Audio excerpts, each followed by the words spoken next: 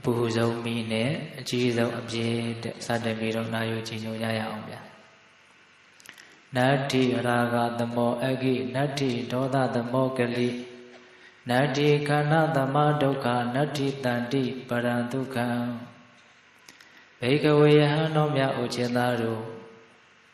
raga dhammo yaga ne dudho agi, mi di nati meshi.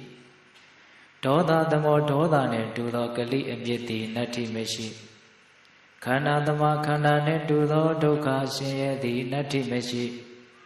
Tanti para nibbān thét longe tho dukha chanda di nati meshi. Diတရားကဒါလေးဖြင့်မြတ်စွာဘုရားကတတ္တဝါတွေကိုအကြောင်းအရာ၄မျိုးမှာသိစေတော်မူခဲ့တယ်လို့မဆိုနိုင်ဘူးလားလောကကြီးမှာယာခဆိုတာလောက်ပူတဲ့လောင်တဲ့မီးဆိုတာလောကကြီးမှာမရှိဘူးတဲ့နော်ယာခဆိုတဲ့ဆွဲလန်းမှုတက်မဲ့မောမှုလောက်ပူတဲ့လောင်တဲ့သဘောလောကမှာမရှိဘူးဒေါသလောက်အပြစ်ကြီးတဲ့သဘောဟာလောကမှာမရှိဘူးတဲ့ခန္ဓာလောက်ဆင်းရဲတဲ့တရားလည်းလောကမှာမရှိဘူးနိဗ္ဗာန်လောက်ချမ်းသာတဲ့တရားလည်းလောကမှာမရှိဘူးတဲ့ဒီတရား၄မျိုးမြတ်စွာဘုရားပြောခဲ့တော့ဒီကနေ့ပြိဿပေါင်းသူတော်ကောင်းတို့ဒီအကြောင်းအရာ၄မျိုးကိုနည်းနည်းလေးအကျယ်ချဲ့ထွင်ပြီးတော့နားလည်ကြည့်ကြမယ်ပေါ့နော်နတ္တိရာဂသမောအခိယာဂနဲ့တူသောမီးမရှိဆိုတဲ့နေရာမှာယာဂဆိုတာဘာကိုပြောတာတော့ဒါလေးကိုအရင်နားလည်ကြည့်ရမယ်ဒီနေရာမှာယာဂဆိုတာနဲ့ပတ်သက်ပြီးတော့လောဘဆိုတဲ့တရားကိုပဲမြတ်စွာဘုရားကဟောဟာတာအမျိုးမျိုးနဲ့ဟောတာပါလောဘနဲ့ပတ်သက်ပြီးတော့အနေအထားမျိုးမျိုးကိုကြည့်ပြီးတော့မြတ်စွာဘုရားဟောဟာတာအမျိုးမျိုးသုံးနှုံပြီးတော့ဟောခဲ့တာယာဂကိုတရားကိုကောက်မယ်ဆိုရင်ဘာရမလဲလောဘပေါ့ဒီနေရာမှာယာဂဆိုတာတက်မဲ့မောတဲ့သဘောဆွဲလန်းတဲ့သဘောယောက်ျားလေးကမိန်းကလေးကိုတက်မဲ့တာမိန်းကလေးကယောက်ျားလေးကိုတက်မဲ့တာမှာယာဂလို့အဲ့ဒါလိုလေးဘောင်ကိုကျဉ်းကျဉ်းလေးနားလည်ထားလို့မပြည့်စုံဘူးတက်မဲ့မောတယ်ဆိုတာနဲ့ပတ်သက်ပြီးတော့တရားတော်မတော်ဦးဇင်းတို့နော်မမောနေတဲ့ကိစ္စတက်မဲ့နေတဲ့ကိစ္စတွေအများကြီးမရှိဘူးလားရှိရနော်မိမိခန္ဓာကိုယ်ရဲ့ပုံမှာတက်မဲ့မောတဲ့သဘောရှိတယ်သူတော်ခန္ဓာကိုယ်ရဲ့ပုံမှာလက်တက်မဲ့မောတဲ့သဘောတွေရှိနေတယ်တက်ရှိတက်မဲ့ပစ္စည်းဥစ္စာတွေရဲ့ပုံမှာတက်မဲ့မောတဲ့သဘောတွေကိုမရှိဘူးလားရှိရနော်အဲ့တော့ဦးဇင်းတို့အနှစ်ချုပ်ပြောရမယ်ဆိုရင်မမောတဲ့သဘောတက်မဲ့တဲ့သဘောဟာမိမိခန္ဓာသူတော်ခန္ဓာတက်ရှိတက်မဲ့အရာဝတ္ထုတွေရဲ့ပုံမှာတက်မဲ့မောနေတဲ့သဘောဟုတ်လားအဲ့ဒါဘာလဲလို့မေးရဲ့ယာကအဲ့ဒီတက်မဲ့မောတဲ့သဘောဟာအကြီးမားဆုံးသောမီးဖြစ်တယ်တဲ့သူ့လောက်ပူတဲ့သဘောသူ့လောက်လောင်တဲ့သဘောလောကမှာမရှိဘူးတဲ့တော့ဒီနေရာမှာယာကဟာတတ္တဝါတွေကိုဘလို့ပူစီသလဲဘလို့လောင်စီသလဲဆိုတာလေဟိုအရင်တော့အင်္ဂုတ္တပါဠိတော်တိကနိဗ္ဗာန်မှာဒီယာကနဲ့ပတ်သက်ပြီးတော့မြတ်စွာဘုရားဟောထားတဲ့စကားတော်လေးတစ်ခုရှိတယ်ရာဂေနအဘိပုတောပရိယာဒိဏစိတ်တောအတ္တဗျာပါရယပိစေတိတိပရဗျာပါရယပိစေတိတိဥပယဗျာပါရယပိစေတိတိစေတသိကံမိဒုက္ခဒေါမနတံပတိတံဝေတိတိလူတယောက်ယာကလွှမ်းလာပြီဆိုရင်ယာကဖြစ်လာပြီဆိုရင်တက်မဲ့မောတဲ့သဘောတွေဖြစ်လာပြီဆိုလို့ရှိရင်တဲ့အတ္တဗျာပါရယပိစေတိတိကိုဆင်းရဲအောင်ကြံစီအားထုတ်လာတယ်တဲ့ဟောအံ့ဩစရာပါပဲเนาะယာကလွှမ်းလာပြီဆိုလို့ရှင်ပါတယ်တော့ကိုဆင်းရဲအောင်ကြံစီအားထုတ်လာတယ်တတ္တဝါတိုင်းဟာကိုတော့အချစ်ဆုံးပဲမို့လားအေးအဲ့ဒီအချစ်ဆုံးဆိုတဲ့ကိုတောင်ယာကလွှမ်းလာပြီဆိုတာ ਨੇ ဗာလဲဆင်းရဲအောင်အားထုတ်လာတယ်ပရဗျာပါဒယပိစိတေတိသူတော်ဘာဆင်းရဲဖို့အတွက်လည်းပဲကြံစီအားထုတ်လာတယ်တဲ့เนาะယာကတွေလွှမ်းလာလို့ရှိရင်အဲ့ဒီမှာနောက်ထပ်ပြောတာလေးကစိတ်ဝင်စားစရာကောင်းတယ်စေတသိကံပိဒုက္ခံဒေါမနတံပဋိတံဝေတိတိတဲ့ယာကလွှမ်းလာပြီဆိုလို့ရှိရင်တက်မဲ့မောတဲ့သဘောတွေဖြစ်လာပြီဆိုလို့ရှိရင်ကိုယ့်ရဲ့စိတ်ထဲမှာအခါရခက်တဲ့မသက်သာတဲ့ဒုက္ခဒေါမနတသဘောတွေကိုခံစားသွားရစေတယ်တဲ့နော်တက်မဲ့မောတဲ့သဘောဖြစ်ရတာစိတ်ထဲမှာမသက်သာတဲ့သဘောရှိတယ်လို့ပြောလိုက်တာဒါကပိဋကပေါင်းသူတော်ကောင်းတို့တာမန်တတိတာမန်ဉာဏ်နဲ့သိနိုင်ဖို့တော့မလွယ်ဘူးပေါ့။ဘောင်းဆိုတူကိုမမောနေတဲ့သဘောဆွဲလန်းနေတဲ့သဘောကိုပဲအရသာခံနေတာတွေကလည်းရှိသေးတာ哦ဟုတ်လားမမောတဲ့သဘောဖြစ်ရတာစိတ်ထဲမှာမသက်သာဘူးဆိုတာကိုသိဖို့ရာကတတိတော်တော်ကြီးကြီးနဲ့ဟောအထူးသဖြင့်စိတ်ဓာတ်ဥပဒနာသတိပဋ္ဌာန်ကမ္မထာများကိုရှင်းပြပြီးတော့ကိုယ့်ရဲ့စိတ်ထဲမှာမမောတဲ့သဘောယာကသဘောဖြစ်လာတဲ့အခိုက်အတန့်မှာတိပြီးတော့နေနိုင်တဲ့ ယာကဖြစ်နေတဲ့အခိုက်အတန့်မှာအမှတ်တတိထားပြီးတော့နေနိုင်တဲ့ပုဂ္ဂိုလ်တို့ဒီသားနေဆွဲလန်းမှုဖြစ်ရတာမမုန်းမှုဖြစ်ရတာပင်ပန်းတဲ့သဘောရှိတဲ့ကိုမတတ်တာတဲ့သဘောရှိတဲ့ကိုလို့သူသိနိုင်ဟုတ်လားဒါကြောင့်မိသက်ပေါင်းသူတော်ကောင်းတို့ယာကဆိုတာကိုဆင်းရဲအောင်ကြိုးစားအထုတ်တတ်တဲ့သဘောရှိတယ်သူတော်ဘာကိုဆင်းရဲအောင်ကြံစည်အထုတ်တတ်တဲ့သဘောရှိတယ်စိတ်ထဲမှာလည်းပဲအခါရခက်တဲ့ဒုက္ခဒေါမနတသဘောတွေကိုခံစားသွားရစေတယ်ဒါမြတ်စွာဘုရားပြောနေတာနော်ဒါကနည်းနည်းလေးနဲ့တယ်ပေါ့ဒီနေရာမှာမိသက်ပေါင်းသူတော်ကောင်းတို့ယာကဟာပူလောင်တဲ့နေရာမှာနှစ်ခုမရှိဘူးသူအပူဆုံးဆိုတာနဲ့ပတ်သက်ပြီးတော့ဖြစ်နေတဲ့အခိုက်အတန့်မှာပူတယ်ဆိုတာတဲ့ဒီဆွဲလန်းမှုမမောမှုဟာနောက်ဆက်တွဲအလွန်ကြီးကျယ်တဲ့ဆင်းရဲဒုက္ခတွေကိုဖြစ်စေတယ်ဆိုတာနဲ့ပတ်သက်ပြီးတော့စဉ်းစားကြည့်မယ်ဆိုရင်ယာကဟာပူလောင်တယ်ဆိုတာပို့ပြီးတော့သိတာထင်ရှားနိုင်တယ်ဟုတ်လားဒီနေရာမှာဦးဇင်းတို့ပေးသက်ပေါင်းတော်တို့ယာကနဲ့ပတ်သက်ပြီးတော့ပူလောင်တဲ့ဆင်းရဲတဲ့ဆိုတာလေးကိုပုံပေါ်စေဖို့အတွက်မြတ်စွာဘုရားလက်ထက်ကအဖြစ်ဖြစ်လေးတစ်ခုကိုဦးဇင်းတို့ပြောပြမယ်အဲ့ဒီမှာရှင်သာရိပုတ္တရာကိုရောမြတ်ကြီးဟောခဲ့တဲ့ဟောပြောချက်ဟာအလွန်တရာမှစိတ်ဝင်စားစရာကောင်းတယ်လို့စဉ်းစားဆင်ခြင်စရာလည်းကောင်းတယ်ပေါ့။ဘာလဲဆိုတော့မြတ်စွာဘုရားအခါတစ်ပါးမှာဒေဝရဟဏီကုန်းမှာသတင်းသုံးတယ်။အဲ့ဒါလိုသတင်းသုံးနေတော့ယဟန်တော်တစုမြတ်စွာဘုရားကြီးကိုရောက်လာပြီးတော့ရှိခိုးဥချကြတယ်။ဘာကြောင့်ရောက်လာကြတာလဲဆိုတော့သူတို့ကပစ္စာဘူမိအရက်ကိုဒေသစာရီကြွမယ်လို့မြတ်စွာဘုရားကိုလာပြီးတော့နှုတ်ဆက်တာနော်။အဲ့လိုနှုတ်ဆက်တော့မြတ်စွာဘုရားကစိတ်သားတို့သင်တို့ဘယ်သွားကြလို့ဆိုပစ္စာဘူမိအရက်ကိုသွားမလို့ဆိုတော့အဲ့ဒါလို့ဆိုရင်တဲ့သင်တို့ရဲ့နောင်တော်ကြီးဖြစ်တဲ့ရှင်သာရိပုတ္တရာကြီးကိုလည်းဝင်သွားကြအောင်လို့မြတ်စွာဘုရားကအမိန့်ရှိတယ်။အဲ့ဒါနဲ့အဲ့ဒီရဟန်းတော်တွေကရှင်သာရိပုတ္တရာကိုရောမြတ်ကြီးကိုဝင်သွားရှင်သာရိပုတ္တရာကိုရောမြတ်ကြီးကအဲ့ဒီချိန်မှာတန်ကျွဲကြုံမန္တတစ်ခုအတွင်းမှာသတင်းသုံးပြီးတော့နေတာ။အဲ့ဒါရဟန်းတော်တွေရောက်သွားပြီးတော့ရှင်သာရိပုတ္တရာကိုရှိခိုးဥချတော့ရှင်သာရိပုတ္တရာကငါရှင်တို့ဘာကြောင့်ရှိလဲဆိုတော့မြတ်စွာဘုရားကရှင်သာရိပုတ္တရာကိုနှုတ်ဆက်ပြီးတော့သွားအောင်ဆိုလို့ဒီတော့ဝင်လာတာပါဗျာ။အဲ့ဒါလို့သူတို့ပစ္စာဘူမိအရက်ကိုသွားမယ်ဆိုတဲ့အကျိုးအကြောင်းကိုရှောက်ထားတော့ရှင်သာရိပုတ္တရာကဘာအမိန့်ရှိတုံးဆိုတော့အရှင်တို့တဲ့နိုင်ငံရခြားတိုင်းတစ်ပါးမှာပညာရှိလို့အမိခံတဲ့သမဏပြမနာပုဂ္ဂိုလ်တွေရှိတယ်တဲ့အဲ့ဒီပညာရှိလို့အမိခံတဲ့ပုဂ္ဂိုလ်တွေကတင်တို့ကိုတွေ့ရင်မေးကြမှာပဲတင်တို့ကဘယ်သူရဲ့တပည့်လဲတင်တို့ရဲ့ဆရာကဘယ်သူလဲအဲ့ဒါလို့မေးရင်တင်တို့ကလည်းပဲငါတို့ရဲ့ဆရာယဟန်ဂေါတမဗုဒ္ဓဖြစ်တယ်လို့တင်တို့ကလည်းပြောမှာပဲအဲ့လိုပြောလို့ရှိရင်တင်တို့ရဲ့ဆရာဂေါတမဗုဒ္ဓဟာဘယ်လိုအယူဝါဒရှိသလဲလို့တကယ်လို့မြန်မေးခဲ့မယ်ဆိုရင်အဲ့ဒါတင်တို့ဟာမြတ်စွာဘုရားရဲ့အလိုတော်ကြအောင်မှန်မှန်ကန်ကန်ဖြစ်အောင်တင်တို့ဘယ်လိုဖြေမလဲတဲ့အဲ့ဒါလိုအမိန့်ရှိတဲ့အခါကျတော့ယဟန်တော်တွေက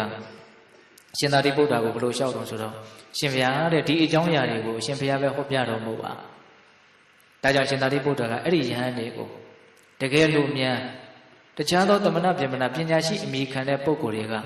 ကတင်တို့ရဲ့ဆရာဂေါတမဗုဒ္ဓဟာဘလို့အယူဝါဒရှိတယ်လဲလို့မေးခဲ့မယ်ဆိုလို့ရှိရင်ဘလို့ဖြေချမ်းတဲ့တယ်လဲဆိုတော့တဲ့သန္နရာဂဝိနည်းခာယီငါတို့ကိုးကွယ်တဲ့ငါတို့ရဲ့ဆရာဂေါတမဗုဒ္ဓမြတ်စွာဘုရားဟာသန္နရာဂဝိနည်းခာယီသန္နရာဂလို့ဆိုတဲ့လိုခြင်းမမောရေးကိုလိုခြင်းမမောခြင်းကိုဖယ်ခွာရေးကိုဟောပြတဲ့အယူဝါဒရှိတယ်လို့ဖြေရမယ်တဲ့မြတ်စွာဘုရားရဲ့အယူဝါဒအနှစ်ချုပ်လို့လည်းပဲဆိုနိုင်တယ်ပေါ့နော်လိုခြင်းမမောမှုကိုဖယ်ရှားရေးကိုဟောပြတဲ့အယူဝါဒရှိတယ်အဲ့ဒါလို့သင်တို့ဖြေရမယ်တဲ့အဲ့ဒါလို့ဖြေတဲ့အခါမှာအဲ့ဒီပညာရှိအမိခံတဲ့ပုဂ္ဂိုလ်တွေကဆက်ပြီးတော့မေးကြလိမ့်မယ်ဘယ်လိုမေးနိုင်လဲဆိုတော့ဟုတ်ပြီလိုခြင်းမမောမှုကိုဖယ်ခွာရေးအယူဝါဒရှိတယ်ဆိုရင်ဘယ်တရားတွေရဲ့ပုံမှာလူချင်းမမောနေတဲ့သဘောကိုဖယ်ခွာရမှာလဲလို့ဆက်ပြီးတော့မေးကြလိမ့်မယ်တဲ့။တော့လူချင်းမမောမှုကိုဖယ်ခွာရမယ်ဆိုတာဘယ်တရားတွေရဲ့ပုံမှာလူချင်းမမောနေတာကိုဖယ်ခွာရမှာလဲ။အဲ့ဒါလို့မေးမယ်ဆိုရင်တော့ဒီရုပ်အစုအဝေးလို့ဆိုရတဲ့ယူပဲခန္ဓာခံစားမှုအစုအဝေးလို့ဆိုတဲ့ဝေဒနာခန္ဓာမှတ်သားမှုအစုအဝေးလို့ခေါ်တဲ့သင်္ညေခန္ဓာရှင်းဆောင်မှုပြုလုပ်မှုအစုအဝေးလို့ဆိုရမယ်သင်္ခါရခန္ဓာတိမှုအစုဝေးလို့ဆိုရမယ်ဝိညာဉ်နဲ့ခန္ဓာနော်ခန္ဓာ၅ပါးလူတိုင်းကြားဦးနော်ခန္ဓာဆိုတဲ့စကားကအစုအဝေးလို့အဓိပ္ပာယ်ရခန္ဓာဆိုတာအစုအဝေးအပေါင်းအစုဒါခန္ဓာပဲနော်ရုပ်ကလတ်တွေရဲ့ဒီဆဲတွေရဲ့အစုအဝေးဒါပါလေယူပဲခန္ဓာဒီမြင်နေရတဲ့အထက်ထက်ကြီးရှိတဲ့ဒီရုပ်တုံးရုပ်ခဲကြီးဟာပါလေယူပဲခန္ဓာတော့ဒီယူပဲခန္ဓာကြီးကိုအမိပြုပြီးတော့သူနဲ့ဆက်ဆက်ပြီးတော့ဖြစ်နေတဲ့နာမ်ခန္ဓာ၄ပါးရှိတယ်နော် နာခန္ဓာ၄ပါးကပါလေခံစားမှုအရှုအဝေးမှတ်သားမှုအရှုအဝေးပြုလုပ်မှုအရှုအဝေးသိမှုအရှုအဝေးနော်ဝေဒနာခန္ဓာသင်္ညေခန္ဓာသင်္ခါရခန္ဓာဝိညာဏခန္ဓာအဲ့ဒီခန္ဓာ၅ပါးရဲ့အပေါ်မှာနော်လိုချင်တဲ့မမောတဲ့သဘောကိုဖယ်ခွာရမယ်လို့သင်တို့ဖြေရမယ်တဲ့ဟောနှစ်ချက်ရှိသွားပြီနော်မြတ်စွာဘုရားရဲ့အယူဝါဒဟာလိုချင်မမောမှုကိုဖယ်ခွာရေးကိုဟောပြတဲ့အယူဝါဒရှိတယ်။ဘာရဲ့ပေါ်မှာလိုချင်မမောမှုကိုဖယ်ခွာရမှာလဲခန္ဓာ၅ပါးရဲ့ပေါ်မှာလိုချင်မမောမှုကိုဖယ်ခွာရမယ်။အဲ့လိုဆိုရင်ဆက်ပြီးတော့မေးလိုက်မယ်တဲ့။အဲ့ဒီလိုချင်မမောမှုမှာဘာအပြစ်ရှိလို့အဲ့ဒီလိုချင်မမောမှုကိုဖယ်ခွာဖို့ပြောနေရတာလဲလို့မေးလိုက်မယ်တဲ့။နော်ဒီတရားကြီးကိုဖယ်ကြလို့ဒီတရားကြီးကိုမရှိအောင်လုပ်ကြလို့အဲ့ဒီတရားမှာဘာအပြစ်ရှိလို့အဲ့လိုခံရတာလဲလို့မေးမယ်ဆိုရင်တဲ့အဲ့ဒီလိုချင်မမောမှုမှာဘာအပြစ်ရှိလဲဆိုတော့ကိုလိုချင်မမောထားတဲ့အရာပျက်စီးပြီးတမျိုးတမီဖြစ်ပြီးဆိုတာနဲ့အဲ့ဒီပုဂ္ဂိုလ်ဟာတေချာပေါင်းတောကပရိဒေဝဒုက္ခဒေါမနတဥပါယတဆိုတဲ့တရားစုံ၅မျိုးကိုရင်ဆိုင်ရလိမ့်မယ်တဲ့နော်တောကဆိုတာစိုးရိမ်တာပေါ့နော်ပရိဒေဝဆိုတာငိုကြွေးတာပေါ့ဒုက္ခဆိုတာကကိုယ်ရဲ့ဆင်းရဲခြင်းဒုက္ခဒေါမနတဆိုတာကစိတ်ရဲ့ဆင်းရဲခြင်းဥပါယတဆိုတာပြင်းစွာပင်ပန်းခြင်းဘယ်နှမျိုးတော့၅မျိုးစိုးရိမ်ခြင်းငိုကြွေးခြင်းကိုယ်ဆင်းရဲခြင်းစိတ်ဆင်းရဲခြင်းပြင်းစွာပင်ပန်းခြင်းလူတယောက်တစ်စုံတစ်ခုကိုဆွဲလန်းနေပြီမမောနေပြီဆိုရင်အဲ့ဒီဆွဲလန်းအပ်တဲ့ဆွဲလန်းထားတဲ့အရာပျက်စီးပြီဆိုတာနဲ့တချို့ဆိုရင်မပျက်စီးသေးဘူးပျက်စီးတော့မယ်လို့အရေးအယောင်ပြလိုက်တာနဲ့အဲ့ဒါဘာဖြစ်ပြီတော့စိုးရိမ်ပြီငိုကြွေးပြီဟုတ်လားကိုယ်ဆင်းရဲစိတ်ဆင်းရဲပြင်းစွာပင်ပန်းခြင်းတွေဖြစ်လာတယ်ဟုတ်လားဒါကြောင့်ပိဋကပေါင်းသူတော်ကောင်းတို့ကိုယ်ဆွဲလန်းထားတဲ့အရာပျက်စီးတော့မယ်ဆိုတာနဲ့အဲ့ဒီဆွဲလန်းထားတဲ့ပုဂ္ဂိုလ်ကစပြီးတော့ဆင်းရဲတော့တာပဲမဟုတ်လားအေးခက်တာကကိုယ်ဆွဲလန်းထားတဲ့အရာတွေကမပြတ်မဲ့အရာလည်းတစ်ခုမှမရှိဘူးဒါစဉ်းစားတဲ့နဲ့တော့ဒကာကြီးဒီမိုင်းများခုဒကာဓမ္မတို့ဦးရှင်တို့တွေကကိုယ်ခန္ဓာကိုယ်ပေါ်မှာလည်းဆွဲလန်းမှုမကင်းဘူးနော်ကိုမိသားစုကိုဆွေမျိုးကိုမိတ်ဆွေတွေရဲ့အပေါ်မှာလည်းဆွဲလန်းမှုမကင်းဘူးပစ္စည်းဥစ္စာတွေရဲ့အပေါ်မှာလည်းပဲဆွဲလန်းမှုမကင်းဘူးဆွဲလန်းမှုတွေရှိနေတယ်အဲ့ဒီကိုဆွဲလန်းထားတဲ့အရာတွေကလည်းအကုန်လုံးထာဝရတည်မြဲမဲ့အရာတစ်ခုမှမပါဘူးဒီနေ့ကျတော့ပျက်စီးမဲ့အရာတွေကြီးပဲအဲ့တော့ဦးဇင်းတို့စဉ်းစားကြရရှိတာကဒကာဓမ္မတို့ဦးဇင်းတို့တွေကပျက်စီးမဲ့အရာတွေကိုဆွဲလန်းထားတယ်ပေါ့အဲ့ဒါဘာလို့ဆိုတော့တစ်ချိန်မှာကိုဒုက္ခရအောင်ကြိုတင်ပြီးတော့ပြုလုပ်ထားခြင်းနဲ့အတူတူပဲလို့မဆိုနိုင်ဘူးလားအေးအဲ့ဒါမဖြေရှင်းရသေးတဲ့ပြဿနာလို့လေဦးဇင်းကနာမည်တက်ခြင်းတော့ဒကာဓမ္မတို့ဦးဇင်းတို့တွေကပြဿနာတန်လန်းနဲ့နေတာပေါ့တော့မဖြေရှင်းရသေးတဲ့ပြဿနာတန်လန်းနဲ့နေတာဟုတ်လားအဲ့ဒါဘာလို့ဆိုတော့ပျက်စီးမဲ့အရာတွေရဲ့ပုံမှာဆွဲလန်းထားမှုနော်အဲ့ဒီဆွဲလန်းမှုကြီးရင်ကြီးသလောက်အဲ့ဒါတွေပျက်စီးပြီဆိုတာနဲ့ပျက်စီးတော့မယ်လို့ချင်းချောက်လာတာနဲ့ကိုဟာအကြီးကျယ်ဒုက္ခရောက်ရလိမ့်မယ်ဆိုကြပါစို့ဆွဲလန်းမှုတွေမှာကိုဆွဲလန်းခြင်းဟာအကြီးကျယ်ဆုံးပေါ့ဒါကြောင့်ကိုဆွဲလန်းထားတဲ့အဲ့ဒီဆွဲလန်းမှုကတစ်နေ့မှာအကြီးကျယ်ဆုံးဒုက္ခပေးလိမ့်မယ်ဒါတေချာပေါက်ပဲနော်ဆိုကြပါစို့အခုချိန်မှာဆရာကောင်ကခမရပိုက်ထဲမှာရှိတဲ့အလုံးကကင်ဆာလို့မြန်ပြောခဲ့မယ်ဆိုရင်ဘယ်လိုနေမလဲတကယ်မပျက်စီးသေးဘူးပျက်စီးတော့မယ်လို့သိလိုက်တာနဲ့မဖြစ်ပြီတော့အကြီးအကျယ်တုန်လုံးချောက်ချားသွားကြတယ်ဟုတ်လားဒါကြောင့်မြတ်စွာဘုရားတရားတော်တွေကအလွန်မှသေချာတယ်ပေါ့နော်ဆွဲလန်းမှုမှာဘာအပြစ်ရှိလဲကိုဆွဲလန်းထားတဲ့အရာပျက်စီးတော့မယ်ဆိုတာနဲ့အဲ့ဒီလူဟာစိုးရိမ်ရမယ်ငိုကြွေးရမယ်ကိုဆင်းရဲစိတ်ဆင်းရဲဖြစ်ရမယ်ပြင်းစွာပင်ပန်းခြင်းဖြစ်ရလိမ့်မယ်အဲ့ဒီအပြစ်တွေရှိလို့ဆွဲလန်းမှုကိုဖယ်ခွာဖို့မြတ်စွာဘုရားဟောတာပါတဲ့။ဒါတဘာဝမကြဘူးလား။ကြတယ်နော်။ဆက်ပြီးတော့မေးလိုက်မယ်တဲ့အဲ့ဒီပညာရှိတဲ့ပုဂ္ဂိုလ်တွေကအဲ့ဒီဆွဲလန်းမှုကိုဖယ်ခွာခိုင်းတယ်တကယ်လို့ဆွဲလန်းမှုကိုဖယ်ခွာလိုက်တော့ဘာအကျိုးရှိမှာမို့လို့အဲ့ဒီဆွဲလန်းမှုကိုဖယ်ခွာဖို့ပြောရတာတော့ဟော။နော်ဒါလည်းပဲမေးတယ်မရှိဘူးလား။ရှိတယ်။အဲ့ဒါလို့မေးခဲ့မယ်ဆိုရင်တော့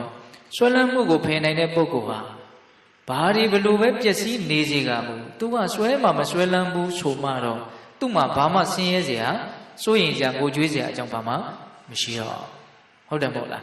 းပိဿတို့ဒါကအလွယ်လေးနဲ့လည်းပဲသိနိုင်တယ်ပေါ့ဆိုကြပါစို့အခုကဘာကြီးမှာတော့တဲ့နေထဲမှာဂျာနယ်တွေထဲမှာအမြဲတမ်းမြင်နေရတဲ့ကြားနေရတဲ့ပျက်စီးမှုတွေဟုတ်လားအုံနဲ့ကျင်းနဲ့သေကြတာတွေပျက်စီးကြတာတွေမရှိဘူးလားဒကာဓမ္မတို့ဦးဇင်းတို့မှာဘလောက်လန်ပြီးတော့ထိခိုက်တယ်ဆိုတော့ဘလောက်မှလန်ပြီးတော့မထိခိုက်ဘောင်းဆိုအဲ့ဒါတွေကကိုဆွဲလန်းထားတဲ့အရာတွေမှမဟုတ်ပဲကိုအဲ့ဒီထဲမှာကိုသွေးကိုသားတယောက်လောက်ပါကြည့်ပါလားဘလို့နေမလို့အကြီးအကျယ်တုံလို့ခြောက်ချားသွားမှာပေါ့ဟ ဟုတ်လားဒါကြောင့်ပေးတဲ့ပေါင်းသူတော်ကောင်းတို့ဆင်းရဲခြင်းဆိုတာဘာကြောင့်ဖြစ်တာလို့မေးရင်ဒီတက်မဲ့မောမှုဆွဲလန်းမှုဆိုတာရှိလို့ဆင်းရဲခြင်းဆိုတာဖြစ်တာဟုတ်တယ်မဟုတ်လားဒါကြောင့်ပေးတဲ့ပေါင်းသူတော်ကောင်းတို့နတ္ထိရာဂသမောအကိယာဂနဲ့တူသောအပူဓာတ်တည်မရှိဆိုတာကိုအဲ့ဒါလိုကြည်ကြည်ပြန့်ပြန့်နားလည်ဖို့မလိုဘူးလားအေးအဲ့တော့ဆွဲလန်းမှုမကင်းကြသေးတဲ့ဒကာဓမ္မတို့ဦးဇင်းတို့တွေဟာတစ်ချိန်မှာကိုဆွဲလန်းထားတဲ့အရာတွေပျက်စီးပြီဆိုတာနဲ့ပျက်စီးတော့မယ်ဆိုတာနဲ့ပူလောင်ရလိမ့်မယ်ဆိုတာမထင်ရှားဘူးလားထင်ရှားတယ်ဒါကြောင့်ပေးတဲ့ပေါင်းသူတော်ကောင်းတို့ဆွေရင်မှုငိုကြွေးမှုဆင်းရဲဒုက္ခတွေကိုလျှော့ချခြင်းတယ်ဆိုလို့ရှိရင်အကြောင်းတရားဖြစ်တဲ့ဒီယာကလို့ဆိုတဲ့ဆန္ဒရာဂလို့ဆိုတဲ့နော်လိုချင်ပဲမောခြင်းဆိုတာကိုလျှော့ချနိုင်ဖို့မလိုဘူးလားလိုတယ်နော်အေးအဲ့ဒါကိုလျှော့ချဖို့ဆိုတာကလည်းပဲမှန်မှန်ကန်ကန်သိဖို့လိုတာပေါ့နော်ဒီတဘာဝတရားတွေရဲ့ပုံမှာမမောတယ်ဆိုတာကမမောเสียကောင်းတယ်လို့ထင်နေလို့မမောတာပေါ့ဟုတ်လားဒီသဘောတွေထဲမှာမမောเสียရှိသလားမရှိဘူးလားဆိုတာကိုကိုယ်တိုင်ဉာဏ်နဲ့စီစစ်နိုင်တဲ့အနေအထားမျိုးကိုရောက်အောင်ကြိုးစားပြီးတော့ဒါတွေထဲမှာမမောเสียမရှိဘူးဆိုတဲ့အတိကိုရမယ်ဆိုရင်မမောမှုနေမသွားပြီဘူးလားနေသွားတယ်နော်ဒါကြောင့်ပိဿပေါင်းသူတော်ကောင်းတို့နတ္ထိရာဂသမောအခိယာဂနဲ့တူသောမီးသည်မရှိဒါကိုဒီလိုသဘောပေါက်ရမှာဟုတ်လားအေးအပူဆုံးမီးဆိုတာအဲ့ဒါပဲအဲ့တော့ဒကာဓမ္မတို့ဦးဇင်းတို့တွေကအပူဆုံးမီးနဲ့အတူတူနေနေကြတာအဲ့ဒီမီးကဘယ်တော့ထပြီးတော့တောက်လောင်မလဲဆိုတာမပြောနိုင်ဘူးပေါ့ဟုတ်လားအေးတကယ်တမ်းကတော့သူရှိနေတဲ့အခိုက်အတန့်မှာလည်းပဲလောင်းတော့လောင်းနေတာပါပဲသို့တော့ပျက်စီးတဲ့အချိန်မှာလောင်တာကအကြီးအကျယ်မထင်ရှားဘူးလားထင်ရှားတယ်နတ္ထိရာဂသမောအခိဒါအကြီးဆုံးပြီးဆိုတာဒါကိုပြောတာနော်နောက်ဦးဇင်းတို့အပူဆုံးပြီးဆိုတာဒါကိုပြောတာအကြီးဆုံးအဖြစ်ကိုဆက်ပြီးတော့ပြောရအောင်နော်အကြီးဆုံးဖြစ်ကပါတဲ့တော့နတ္ထိဒေါသသမောကလိဒေါသသမောဒေါသနဲ့တူသောကလိအဖြစ်သည်နတ္ထိမရှိဒေါသဆိုတာဘာလဲနော်ကလေးတွေကစအလုံးသိပါတယ်ဒေါသဆိုတဲ့ပါဠိစကားလုံးကဗမာစကားလုံးလိုတောင်ဖြစ်နေပါပြီဟုတ်လားစိတ်တိုင်းမကြဘူးမကျေနပ်ဘူးစိတ်တိုးတယ်စိတ်ဆိုးတယ်အဲ့ဒါပါတော့ဒေါသအဲ့ဒီဒေါသဟာအကြီးဆုံးအပြစ်ဖြစ်တယ်လို့မြတ်စွာဘုရားဟောတာဘာကြောင့်လဲဆိုတော့ဒီဒေါသကိုပဲအခြေခံပြီးတော့နော်အမေတတ်တိအထိအဖေတတ်တိအထိယဟန္တာကိုတတ်တိအထိဘုရားကိုသွေးစည်းတေအောင်လုပ်တိအထိနော်မိုက်မဲမှုတွေလွန်ကျူးနိုင်တဲ့အနေအထားမှာမရှိဘူးလားရှိနော်တကယ်လို့ဒေါသမရှိဘူးဆိုရင်အဲ့လောက်ကြီးကျယ်တဲ့အပြစ်တွေဖြစ်เสียရှိမလားမရှိဘူးအဲ့လောက်ကြီးအပြစ်အကြီးတွေကိုမလုံအောင်တောင်မှဒီဒေါသဖြစ်ရတာတော့မခံမန်းနိုင်တဲ့နောက်ဆက်တွဲဆိုးကျိုးတွေအများကြီးရှိတယ်နော်ဒေါသကိုအပြစ်အကြီးဆုံးလို့မြတ်စွာဘုရားဒီမှာတော့ဟောတယ်တကယ်ကတော့ဒေါသကိုအပြစ်ကြီးတယ်လို့စဉ်းစားဖို့လိုသလိုဒေါသဟာအပြစ်များတယ်လို့လည်းပဲစဉ်းစားတတ်ဖို့လိုမယ်နော်အပြစ်ကြီးလဲကြီးတယ်အပြစ်များလဲများတယ်ပေါ့ဒေါသကြောင့်ဖြစ်ပေါ်နိုင်တဲ့မကောင်းကျိုးတွေအလွန်များတယ်ပေါ့ဒီချက်နဲ့ပတ်သက်ပြီးတော့ဦးဇင်းတို့ပေးသက်ပေါင်းသူတော်ကောင်းတို့မှတ်သားစရာကောင်းတဲ့ဒေသနာလေးတစ်ခုဦးဇင်းတို့ပြောခြင်းတယ်ဒေါသဟာအပြစ်များတယ်ဆိုတာနဲ့ပတ်သက်ပြီးတော့ဒါလူတိုင်းဟောတဲ့လူရောနားတဲ့လူရောအလုံ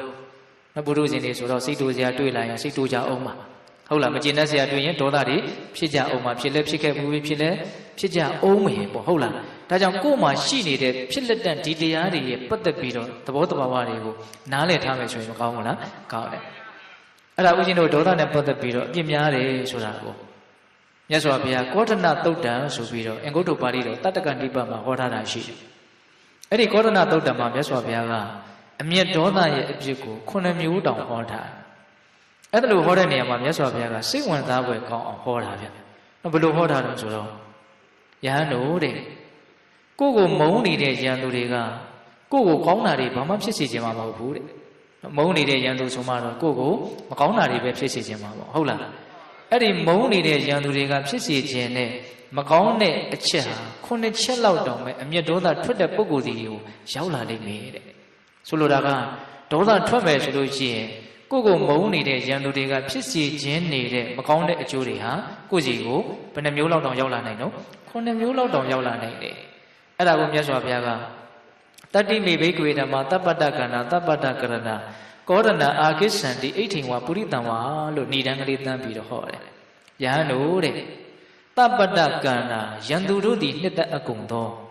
တပ္ပတ္တကရဏယံသူအကျိုးပြုဖြစ်ကုန်သော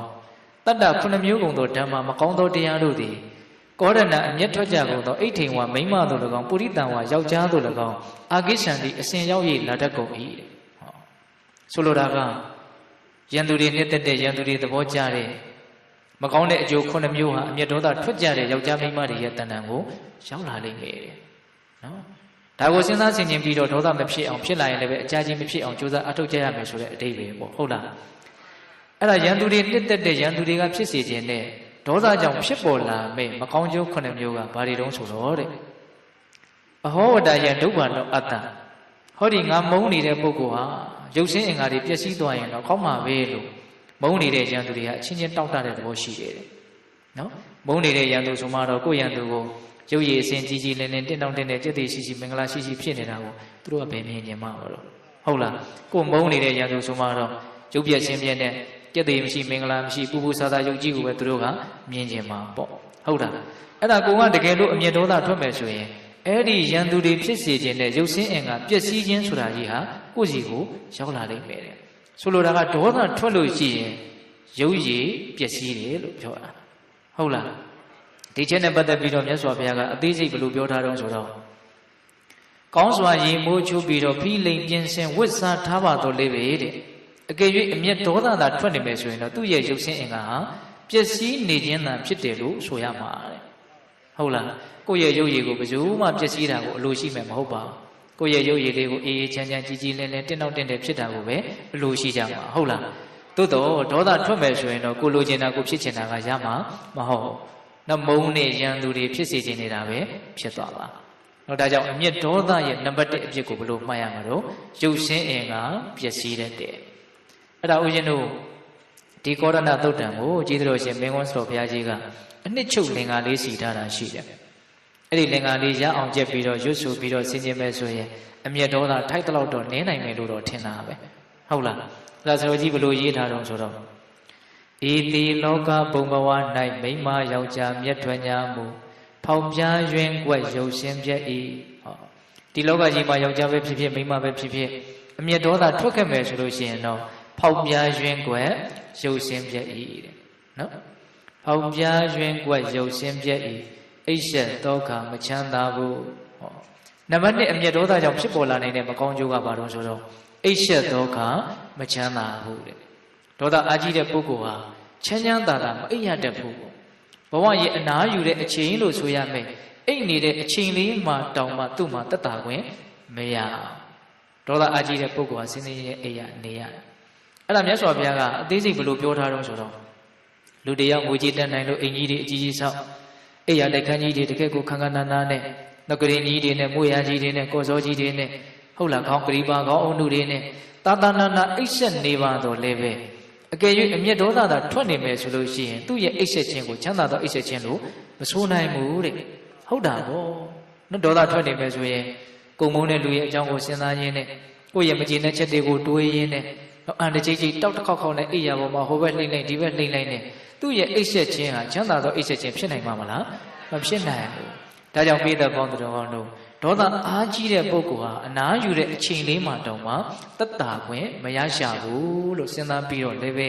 အမျက်ဒေါသမဖြစ်အောင်ကြိုးစားဖို့မလိုဘူးလားလိုတယ်။နှစ်ချက်ရှိသွားပြီတော့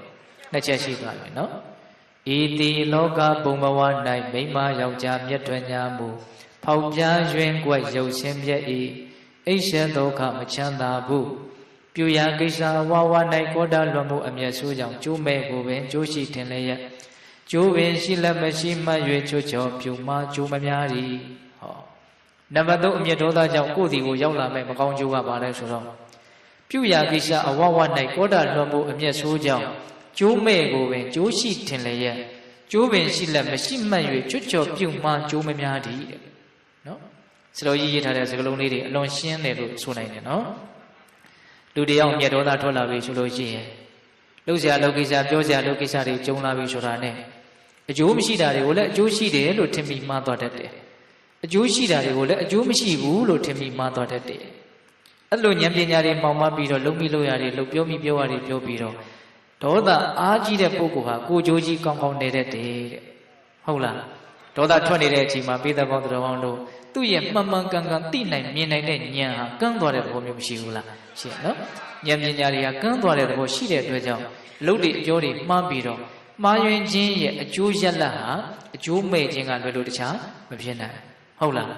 အဲ့ဒါကိုယ်မှာဒေါသတွေအားကြီးလို့ အလုပ်တွေပြောနေမှပြီးတော့အကျိုးမဲ့ရတယ်ဆိုတာကိုများမုန်းတဲ့ရန်သူတွေကသိခဲ့မြင်ခဲ့မဆိုရင်ဘာဖြစ်ကြမလို့သဘောကျမှာပေါ့ဟုတ်လားဒါစဉ်းစားဖို့မလိုဘူးလားကိုကတော့ရန်သူတွေကိုသဘောကျသိခြင်းနဲ့စိတ်ပဲရှိမလို့သို့တော့ကိုယ့်ရဲ့ဒေါသကရန်သူကိုသဘောကျအောင်လုပ်လိုက်တဲ့သဘောမျိုးမရှိဘူးလားရှိတယ်ဒါကြောင့်မြတ်စွာဘုရားကတပ္ပတ္တကန္တာရန်သူတို့နှစ်သက်တယ်လို့ဆိုတယ်ဒေါသဖြစ်လာရင်ကြားရှိမဲ့အကျိုးကျေးဇူးကိုရန်သူတွေကသဘောကျတယ်ဟုတ်လားဘယ်နှချက်ရှိသွားပြီတော့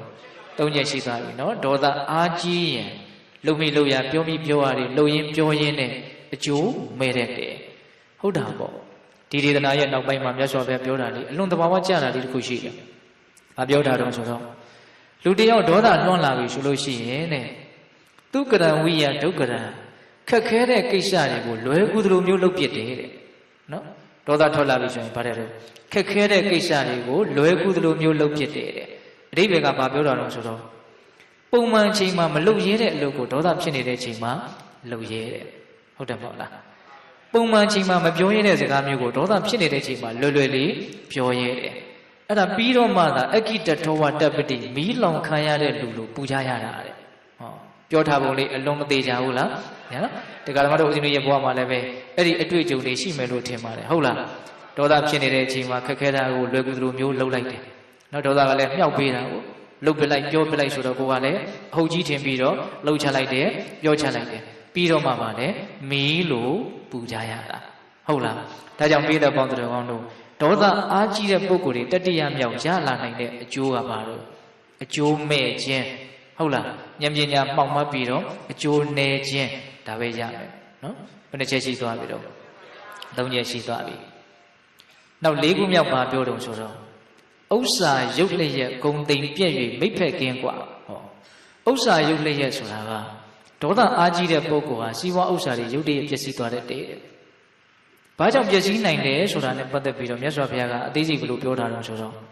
့ဒေါသအားကြီးတဲ့ပုဂ္ဂိုလ်ဟာအလုတ်တွေပြောတွေမှားပြီးတော့အခက်မသိရင်ရာဇဝမှုတွေဖြစ်တတ်တယ်လေ။နော်။ရာဇဝမှုဖြစ်ပြီဆိုရင်တော့သူခက်ခက်ခဲခဲရှာဖွေစုဆောင်းထားတဲ့ဥစ္စာပစ္စည်းတွေဟာမင်းဗန္နာတိုက်ထဲကိုပဲရောက်သွားလိမ့်မယ်။မင်းဗန္နာတိုက်ဆိုတာမြတ်စွာဘုရားခေတ်ကအသုံးအနှုန်းလေးပေါ့နော်။လူငယ်တွေနားလည်အောင်ပြောရမယ်ဆိုရင်တော့ဒေါသအားကြီးတဲ့ပုဂ္ဂိုလ်ဟာရာဇဝမှုတွေလွန်ကျူးမိပြီးတော့သူရှာထားတဲ့ဥစ္စာပစ္စည်းတွေဟာတရားရုံးကိုသွားနေရတာနဲ့ပဲကုန်သွားလိမ့်မယ်လို့ပြောတာဟုတ်လားအဲ့ဒါကိုမှဒေါသကြောင့်အဲ့လိုရာဇဝမှုတွေဖြစ်ပြီးတော့စီးပွားပြည့်ရတယ်ဆိုတာကိုများမုန်းတဲ့ရန်သူတွေကသိခဲ့မြင်ခဲ့မယ်ဆိုရင်မဖြစ်ကြဘူးလို့သဘောကျမှာပေါ့ဝမ်းသာမှာပေါ့နော်အေးဘယ်နှချက်ရှိသွားပြီတော့၄ချက်ရှိသွားပြီဥစ္စာရုပ်လည်းရဲ့ဂုံတိမ်ပြည့်၍မိဖက်ကင်းกว่าဟောဂုံတိမ်ပြည့်၍နံပါတ်5အမျက်ဒေါသကြောင့်ဖြစ်လာနိုင်တဲ့မကောင်းကျိုးအဟောဝတ္တယနာယတဝအတ္တဟောဒီငါမုန်းနေတဲ့ပုဂ္ဂိုလ်အချမ်းရံလေးအကျော်စောလေးနာမည်ကောင်းလေးပြစ်ပြီးတော့တိတ်ခါလေးကြပြီးတော့အချက်တွေကွဲသွားရင်ကောင်းပါပဲလို့မုန်းနေတဲ့ရန်သူတွေကအချင်းချင်းတောင့်တတဲ့သဘောရှိတယ်တဲ့ဟုတ်လား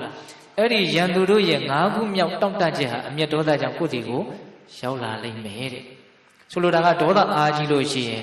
ဂုံတရင်ကောင်းလေးပျက်စီးတတ်တယ်အဲ့ဒါမြတ်စွာဘုရားကဂုံတရင်ကောင်းတွေနာမည်ကောင်းတွေဆိုတာကဘဝမှာလွယ်လွယ်နဲ့မရတတ်ဘူးတဲ့အလွန်တရာစောင့်စည်းနိုင်မှအောင်ဤနိုင်မှကြိုးစားအထုနိုင်မှနာမည်ကောင်းလေးတွေဆိုတာရဟုတ်လားအဲ့ဒါလိုခက်ခက်ခဲခဲတိဆောက်ယူထားရတဲ့ဒီနာမည်ကောင်းလေးတွေဟာတခါတည်းမှာဒေါသတစ်ချက်ထွက်လိုက်တဲ့နဲ့လူကြားထဲမှာအမူအရာတွေပြက်ပြီးတော့တကားတွေမှားပြီးတော့အချက်တွေကွဲသွားတာမျိုးတိတ်ခါတွေကျသွားတာမျိုးမရှိဘူးလားရှင်နော်အဲ့ဒါဆိုလို့ရှိရင်ကို့မှာနောင်တတွေနဲ့ငါပြောမိတာမှားလိုက်တာလုံးမိတာမှားလိုက်တာဆိုပြီးတော့ပူပူလောင်လောင်ဆင်းဆင်းရဲနေရတဲ့အစိတ်ပိုင်းကမရှိဘူးလားရှိတယ်အေးဒါကြောင့်ပိဿပေါင်းတော်ကောင်းတို့ဒေါသအားကြီးလို့ရှိရင်ယတလို့ဆိုတဲ့အချမ်းရအကျော်စောနာမည်ကောင်းဂုဏ်သတင်းကောင်းတွေဖြစ်စီတတ်တယ်ဘယ်နှချက်ရှိသွားပြီတော့အေးဥစ္စာရုပ်လည်းရဲ့ဂုံတိမ်ပြည့်၍မိဖက်ကင်းกว่าမိဖက်ကင်းกว่าဆိုတာကဘာပြောတာလဲဒေါသအားကြီးတဲ့ပုဂ္ဂိုလ်ဟာမိကောင်းဆွေကောင်းမရှိတတ်ဘူးတဲ့ရှိရင်လည်းမခိုင်မြဲတတ်ဘူးတဲ့နော်ချစ်မဲ့ခင်မဲ့လူမရှိတတ်ဘူးရှိရင်လည်းဒါရှိမခိုင်မြဲတတ်ဘူးနော်ဘာကြောင့်လဲဆိုတော့ပိဿပေါင်းတော်ကောင်းတို့ဒီအချက်ကလွယ်လွယ်လေးစဉ်းစားကြည့်ရင်ကိုသိနိုင်ပါတယ်ဒေါသအားကြီးတဲ့ပုဂ္ဂိုလ်ဆိုတာကပူလောင်တဲ့သဘောရှိတာခက်ထန်တဲ့သဘောရှိတာဆိုတော့ဘယ်သူမှမြတ်နိုးတဲ့သဘောတန်ဖိုးထားတဲ့သဘောမရှိလူတွေဆိုတာကတူတူကိုအေးချမ်းတဲ့မေတ္တာတရားကိုဒါတန်ဖိုးထားကြတာမြတ်နိုးကြတာလိုချင်ကြတာရချင်ကြတာပူလောင်တဲ့ဒေါသတရားကိုဘယ်သူမှမြတ်မလို့ဘူးသူမှတန်ဖိုးမထားဟုတ်တယ်မဟုတ်လားဒေါသနဲ့ပြောလိုက်တဲ့အတန်ကိုဘယ်သူမှမကြားချင် ဒေါသကြောင့်ဖြစ်နေတဲ့ပုံသဏ္ဍာန်ကိုဘယ်သူမှမမြင်ခြင်းဘူးဟုတ်လားဒါကြောင့်ဦးဇင်းတို့နိတိမှာလည်းပဲပြောထားတာရှိမေတ္တာတရားကတော့လနဲ့တူတယ်တဲ့မတာလဲတတာလဲတအေးချမ်းတဲ့သဘောပေါ့ဟုတ်လားဒေါသတရားကတော့နေနဲ့တူတယ်တဲ့ပူလုံးလောင်လုံးလို့ဘယ်သူမှမကြည့်ခြင်းဘူးမမြင်ခြင်းဘူးကြည်လည်းမကြည့်နိုင်ဘူးမြင်လည်းမမြင်နိုင်ဟုတ်လားဒါကြောင့်ပိဿပေါင်းတော်တို့ဒေါသအားကြီးရင်တော့မိကောင်းရွှေကောင်းအပေါင်းအသင်းကောင်းကင်းပြီးတော့ချစ်မဲ့ခင်မဲ့လို့မရှိဘဲနဲ့အထီးကျန်တကောင်ကျွဲမေတ္တာငတ်ပြီးတော့၆ကပ်ကနေရတဲ့တဲ့ကို့မှာအဲ့လိုဖြစ်နေတာကိုမုန်းနေရန်သူတွေကသိခဲ့မြင်ခဲ့မယ်ဆိုရင်ဘာဖြစ်ကြလဲသဘောကျမှာပေါ့နော်ဒါကြောင့်ပိဿပေါင်းတော်ကောင်းတို့ဒေါသဆိုတာလူမုန်းစီလို့နားလည်ရနော်ကိုယ့်ကိုပင်ကိုကဘယ်လောက်ချစ်တဲ့ပုဂ္ဂိုလ်တွေပဲဖြစ်ဖြစ်ဆွေမျိုးသားချင်းတွေပဲဖြစ်ဖြစ်ကိုကအမြဲတမ်းစိတ်တွေခဏခဏတိုးနေမယ်ဆိုရင်ရေရှည်မှာကိုဒေါသရဲ့တံကိုဘယ်သူကမှခံနိုင်မှာမဟုတ်လားမိဘပင်ဖြစ်တော်လည်းပဲသာသမီတွေရဲ့ပုံမှာအမြဲတမ်းထိခနဲ့ရှိစိတ်တို့ထိခနဲ့ရှိစိတ်တို့ဟုတ်လားအမြဲတမ်းစိတ်တိုင်းမကြတာတွေကိုကာယကံမြောက်ဝစီကံမြောက်ဖော်ပြနေမယ်ဆိုရင်ကြာတော့သာသမီပင်ဖြစ်တော်လည်းပဲဒီမိဘနာကိုကတ်မှာမဟုတ်တယ်မဟုတ်လားရေရှည်မှာဘယ်သူမှဒီတံကိုမခံနိုင်ဘူးအဲ့ဒီတော့ဘာလုပ်မလို့ဆိုတော့ခလန်းလန်းကနေကြမှာပေါ့ဘယ်သူမှမကတ်ချင်နော်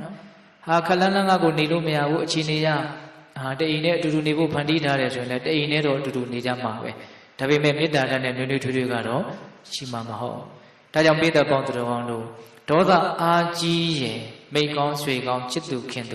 မရှိတတ်ဘူးလို့စဉ်းစားပြီးတော့လည်းပဲဒေါသရဲ့အပြစ်ကိုနားလည်ဖို့သဘောပေါက်ဖို့မလိုဘူးလားလိုတယ်ဘယ်နှချက်ရှိသွားပြီတော့6ချက်ရှိသွားပြီ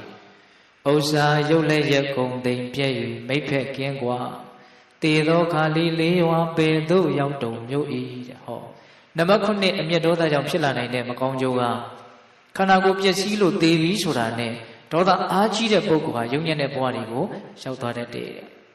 နော်ဒီအချက်ကပိဿပေါင်းတော်ကတော့အလုံးမသတိထားတဲ့အချက်လို့ထင်တယ်ကျန်တဲ့ဒေါသရဲ့အပြစ်တွေကိုစဉ်းစားဆင်ခြင်လာတဲ့ဒီနံပါတ်9ဒေါသရဲ့အပြစ်ကိုစဉ်းစားဆင်ခြင်ဖို့ကပို့ပြီးတော့အရေးကြီးတယ်လို့ထင်တယ်ပို့ပြီးတော့စဉ်းစားသင့်တယ်နော်ဒေါသအားကြီးတဲ့ပုဂ္ဂိုလ်ဟာတည်ရင်အပေလေးကိုသွားရတတ်တယ်ဆိုတာလေးဘာကြောင့်ဒီအချက်ကိုအလေးနဲ့စဉ်းစားစီခြင်းရတယ်လေဒီကဓမ္မတို့အရှင်တို့တွေဟာအမြဲတမ်းဒီဘဝမှာဒီအနေထားလေးနဲ့အမြဲထားကြနေကြရမှာမဟုတ်ဘူးဟုတ်တယ်မဟုတ်လားတနေ့တစ်ချိန်မှာဘယ်တစ်နေ့ဘယ်တစ်ချိန်လို့တောင်ပြောလို့မရတဲ့တနေ့တစ်ချိန်မှာဘာဖြစ်ကြမှာတော့သေကြရမှာပျက်စီးကြရမှာသေပြီဆိုရင်လည်းပဲသေပြီးသလားဆိုတော့မပြီးပါဘူးဟုတ်လားတချို့ကလည်းပြောတာပေါ့လေသေအေးတာပဲကွာလို့ပြောကြတာရှိတယ်နော်သေလို့အေးရင်တော့တော်တော်ကောင်းတာပေါ့ဟုတ်လားသေလို့အေးသွားရင်တော့တော်တော်ကိုကောင်းတယ်လို့ထင်တာပဲဒါပေမဲ့ခက်တာကသေရင်မအေးပါဘူးနော်တချို့သေပြီးကမှပိုးပြီးတော့ဆိုးသွားတယ်ပူသွားတဲ့ဘဝမျိုးကိုရောက်သွားတာမရှိဘူးလားရှိတယ်နော်တကယ်တမ်းစဉ်းစားကြည့်ရင်လည်းပဲဒီဘဝဆိုတာအရင်ဘဝကရဲ့အဆက်ဟုတ်တယ်မဟုတ်လားဒီဘဝရဲ့အဆက်နောက်ဘဝဆိုတာသေချာပေါင်းရင်ဆိုင်ရမယ်ဘာကြောင့်ဘဝတွေဟာတဘဝပြီးတဘဝအဲ့လိုဆက်ပြီးတော့ဖြစ်နေရတယ်လေအဲ့လိုမြင်မေးခဲ့မယ်ဆိုရင်တော့ဘဝတဏမကင်းသေးလို့ပါလို့ဖြေလိုက်ဖို့ပဲရှိနော်တရားဓမ္မတို့အချင်းတို့ဒီမှာဘဝတဏဆိုတာမရှိဘူးလားရှိနော်ဘဝတဏဆိုတာကဘဝရဲ့ပုံမှာတွေ့တာတဲ့သဘောမမတဲ့သဘောခင်တွေ့တဲ့သဘောလူချင်းရချင်းဖြစ်ချင်းတဲ့သဘောဒါဘဝတဏလူငယ်တွေနားလည်အောင်ပြောရရင်တော့ဘဝတဏဆိုတာဘဝထဲမှာနေခြင်းတယ်ဆိုတဲ့သဘောလေးကဲမရှိဘူးလားအဲ့ဒီဘဝတဏရှိနေသေးသမျှဘဝတွေကတော့ကိုဖြစ်ချင်းသည်ဖြစ်စီမဖြစ်ချင်းသည်ဖြစ်စီဆက်ပြီးတော့ဖြစ်နေအောင်ပါပဲအဲ့တော့ဆက်ပြီးတော့ဖြစ်ရတာချင်းအတူတူဆိုရင်တော့ယုံညံ့တဲ့ဘဝတွေကိုဖြစ်ရတာတဲ့မြင့်မြတ်သောဘဝကိုဖြစ်ရတာမကောင်းဘူးလားဟုတ်ရဲ့နော်အဲ့ဒါမြင့်မြတ်သောဘဝကိုဖြစ်ချင်တယ်ဆိုရင်လည်းဒေါသအာကြီးလို့ကတော့ရမှာမဟုတ်။ဘာလို့ဆိုဒေါသဆိုတာကပူလောင်တဲ့သဘောညှဉ်းနှွမ်းတဲ့သဘောအောက်တန်းကျတဲ့သဘောဖြစ်တဲ့အတွက်ကြောင့်ပူလောင်တဲ့ညှဉ်းနှွမ်းတဲ့အောက်တန်းကျတဲ့ဒေါသဓာတ်သည်ပူလောင်သောညှဉ်းနှွမ်းသောအောက်တန်းကျသောဘဝကိုပဲဖန်တီးမှာပေါ့။ဘဝဆိုတာကစိတ်နဲ့တန်တယ်လို့ပဲဖြစ်တာဟုတ်ဗျ။ဟုတ်တယ်မဟုတ်လား။ဘဝဆိုတာစိတ်နဲ့တန်တယ်လို့ဖြစ်တာနော်။စိတ်ကပူလောင်တဲ့ညှဉ်းနှွမ်းတဲ့အောက်တန်းကျတဲ့ဆိုရင်ပူလောင်တဲ့ညှဉ်းနှွမ်းတဲ့အောက်တန်းကျတဲ့ဘဝကိုပဲအဲ့ဒီစိတ်ကဖန်တီးမှာဟုတ်လားအေးချမ်းတဲ့ကြည်လင်တဲ့အပြစ်ကင်းတဲ့စိတ်ကလာနဲ့ကောင်းမြတ်တဲ့ဘဝကိုဖန်တီးမှာဟောဒီချက်နဲ့ပတ်သက်ပြီးတော့မြတ်စွာဘုရားဝိတ္တသုတ်တံဆိုပြီးတော့ဟောထားတာရှိတယ်ဗျအဲ့ဒီမှာဥပမာလေးပေးပြီးတော့ပြောထားတာဘာပြောထားတော့ဆိုတော့ဂျေးတွေညော်တွေနဲ့ပေးချမ်းနေတဲ့အဝတ်နွမ်းမှုကိုပကြီးဆရာဟာသူကြိုက်တဲ့ဆေးအောင်ခြေလို့မရနိုင်ဘူးတဲ့အောက်ခံဂျေးတွေတင်းနေတယ်ဆိုရင် အနေရောင်ချဲလဲအနေရောင်မထွက်အဝါရောင်ချဲလဲအဝါရောင်မထက်အောက်ခံရောင်နေနဲ့ရောပြီးတော့တောင်မြောက်မြောက်မြောက်အရောင်တွေပဲထွက်လာမှာပေါ့ဟုတ်လားဘာဖြစ်လို့လဲဆိုတော့ရေးတွေနဲ့ညစ်နေလို့အဝတ်ကအဲ့လိုပဲစိတ်ကညှဉ်းနှွမ်းနေမယ်ပူလောင်နေမယ်ဆိုရင်အောက်တန်းကြတဲ့ဘဝကိုပဲအဲ့ဒီစိတ်ကဖန်တီးမှာအဲ့ဒါဆန့်ကျင်ဘက်အနေနဲ့မြတ်စွာဘုရားဗာဆက်ပြီးတော့ဥမာပေးတော့ဆိုတော့ဂျင်းညော်ကင်းပြီးတော့တန့်ရှင်းဖြူစင်းနေတဲ့အဝတ်ဖြူလေးပေါ့ဆိုရင်တော့ပကြီးစေဟာသူကြိုက်တဲ့စေအောင်ခြေလို့ရမယ်တဲ့နော်အောက်ခံဝတ်ကလေးကဖြူနေတာဆိုတော့ကြိုက်တဲ့အယောင်တင်လို့မရဘူးလားရတယ်ဘာဖြစ်လို့တော့အဝတ်ကဖြူနေလို့အဲ့လိုပဲဖြူစင်တန့်ရှင်းအပြစ်ကင်းတဲ့စိတ်တို့ဖြစ်လာတယ်ကောင်းမြတ်တဲ့ဘဝဆိုတာရနိုင်တယ်ဒါကြောင့်မိသက်ပေါင်းတော်ကောင်းတို့ဒီအချက်ကလေးတွေကိုစဉ်းစားပြီးတော့ဒေါသအာကြီးရင်တော့ငါယုံညံ့တဲ့ဘဝကိုရောက်သွားလိမ့်မယ်ငါဒီဘဝကပျက်စီးလို့တည်ပြီဆိုရင်ဓာတ်ထက်အကြီးအသွေးအဖြစ်မနှိမ့်ကြတော့အဆက်အတန်းအဖြစ်မနှိမ့်ကြတော့ဘဝကောင်းကိုရစီရမယ်လို့ဒီလိုခံယူချက်မျိုးထားဖို့မလိုဘူးလားဘာကြောင့်ဦးဇင်းတို့ကဒီစကားကိုပြောတာတော့ဆိုတော့ဒီတဘဝတည်းတင်ဒကာဓမ္မတို့ဦးဇင်းတို့တွေဟာအရဟတမဉ္ဇဉ်အရဟတပုံဉ္ဇဉ်ကိုရအောင်အားထုတ်ပြီးတော့ဘဝဇတ်ချုပ်ငင်းရုပ်သိမ်းအောင်လုပ်နိုင်ဖို့ဆိုတာတကယ်မှလွယ်ပါသလားလွယ်နော်ဒါကြောင့်ဘဝကဆက်ပြီးတော့ဖြစ်အောင်မှာဟုတ်လားဆက်ဖြစ်အောင်မဲ့အတူတူဆိုရင်တော့ကောင်းတဲ့ဘဝဖြစ်ရတာမကောင်းဘူးလားကောင်းတယ်နော်အဲ့ဒါကောင်းတဲ့ဘဝကိုဖြစ်ချင်တယ်ဆိုရင်တော့ဒေါသကိုလျှော့ဖို့လိုတာဒေါသအာကြီးရင်ကောင်းတဲ့ဘဝရောက်ဖို့မလွယ်အဲ့ဒါကိုမှဒေါသတွေအာကြီးလို့တေခါနေမှာဒေါသတွေနဲ့ပူပူလောင်လောင်တည်သွားလို့ယုံညံ့တဲ့ဘဝတွေအပေလေးပုံကိုရောက်သွားတယ်ဆိုတာကိုများဟုတ်လားတကယ်လို့များရောက်ခဲ့မယ်ဆိုရင်ပေါ့ဟုတ်လားအဲ့လိုရောက်သွားတယ်ဆိုတာကိုများမုန်းနေတဲ့ရန်သူတွေကသိနိုင်မြင်နိုင်လို့သိခဲ့မြင်ခဲ့မယ်ဆိုရင်သူတို့ကတော့ဘာဖြစ်နေကြအောင်မှာဝမ်းသာနေကြအောင်ပါပဲနော်တကယ်မုန်းပြီဆိုတော့ငရဲအိုးဂျိုးကပ်ပါစေလို့တချို့ကြိမ်ဆဲကြတာတွေမရှိဘူးလားနော်တင်းသိရင်ခွေးဖြစ်ပါစေလို့ပြောတာတောင်ဦးဇင်းတို့ကြားဘူးတယ်ဒါကလည်းပဲတကယ်မုန်းပြီဆိုတော့ဒီလိုပဲဆန္ဒရှိမှာပေါ့ကိုမုန်းနေတဲ့ကိုရန်သူကိုဟာသေလို့ရှိရင်လက်ပြည်ရောက်ပါသည်ဗြဟ္မပြည်ရောက်ပါစီလို့တော့ဘယ်သူမှဆန္ဒရှိမှာမဟုတ်လားအဲ့ဒါဒီစကားကဦးဇင်းကအကြောင်းပဲပြောတာမဟုတ်ကိုမုန်းနေတဲ့ရန်သူကကိုဘလောက်မုန်းလို့ဟုတ်လားသေတဲ့နောက်မှာတော့အပေလေးပုံကိုဘလောက်ပဲရောက်စေခြင်းအပေလေးပုံကိုရောက်အောင်တော့သူတို့ဘလို့မှမတတ်နိုင်တတ်နိုင်တယ်လားဘလောက်ပဲမုန်းလို့ဘလောက်ပဲအစွမ်းထက်ပါတယ်ပြောကိုခွေးတကောင်ဖြစ်သွားအောင်တော့သူတို့မဖန်တီးနိုင်ကိုငရဲဥရောက်သွားအောင်တော့သူတို့ပြစ်မချနိုင်သို့တော့ကိုအသုံးမကျလို့ဖြစ်လာတယ်ကိုရဲ့အတွင်းတဏ္ဍာမှာရှိတယ်ကိုရဲ့ဒေါသကတော့ကိုအပေလေးပုံကိုကြားအောင်ချနိုင်တယ်ပဂတိယံသူနဲ့ကိုယ့်ရဲ့အတွင်းမှာရှိတဲ့ဒေါသယံသူဘယ်ယံသူကပိုရေးအစွမ်းတတ္တိထက်နေတယ်လေဆိုတာလေးကိုတစ်ချက်လောက်စဉ်းစားမိဖို့စောစောကစကားလေးကိုပြောတာနော်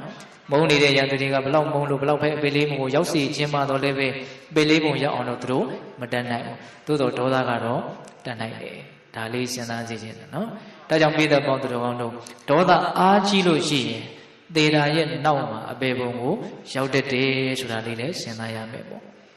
့ဒါပါလေးပြောနေတာတော့ဆိုတော့ဒေါသကအပြစ်ကြီးတယ်လို့အပြစ်လည်းများတယ်ဆိုတာကိုပြောတာအခုအပြစ်အများကြီးတဲ့ကဘယ်နှမျိုးမြတ်စွာဘုရားဟောတာ9မျိုးဟောတာတယ်နော်အယုတ်ဆိုးစီတွေ့စီဆင်းရဲကိုချိုးနှဲ၍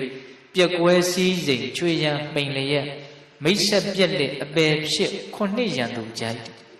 ်ဒါကညောင်လေးပင်တော်ဆရာဘုရားကြီးရဲ့လက်ရစောစောကဦးဇင်းရွတ်လိုက်တာကမင်းကုန်းဆရာဘုရားကြီးရဲ့လက်ရနော်မင်းကုန်းဆရာကြီးကတော့အသေးစိတ်ကလေးရေးပြတယ်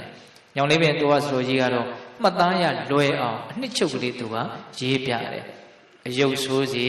တွေ့စီဆင်းရဲကိုချိုးနှဲ၍ပြက်ကွဲစည်းစိမ်ချွေရန်ပိန်လျက်မိတ်ဆက်ပြက်လက်အပယ်ဖြစ်9ရန်သူကြိုက်နော်ဒေါသကြောင့်ဒီမကောင်းကျိုး9မျိုးရလာပြီဆိုရင်ရန်သူတွေကမှဖြစ်မလို့သဘောကျလိမ့်မယ်ဒါပြောတာဒါကြောင့်ပိဿပေါင်းသူတော်ကောင်းတို့နတ္ထိဒေါသသမောကလိဒေါသနဲ့တူသောအပြစ်မရှိဆိုတာလေးကိုအဲ့ဒါလိုကြည်ကြည်ပြန့်ပြန့်စဉ်းစားဆင်ခြင်မိဖို့မလိုဘူးလားနော်ဒေါသသည်အမေအဖေတတ္တိအထိအပြစ်တွေကြီးတတ်တယ်ယခုပြောခဲ့တဲ့အတိုင်းအပြစ်တွေလည်းများတတ်တယ်လို့စဉ်းစားဆင်ခြင်ပြီးတော့နော်အပူဆုံးမီးနဲ့အကြီးဆုံးအပြစ်ဆိုတာအကြီးဆုံးအပြစ်ကိုပြောလိုက်တာပါဟုတ်လားဒီနေရာမှာဦးဇင်းတို့မြတ်စွာဘုရားကဒီတရားဂါထာလေးဖြင့်အကြောင်းအရာဘယ်နှမျိုးပြောထားတာတော့4မျိုးပြောထားတာအခု2မျိုးပဲပြီးသေးတယ်နော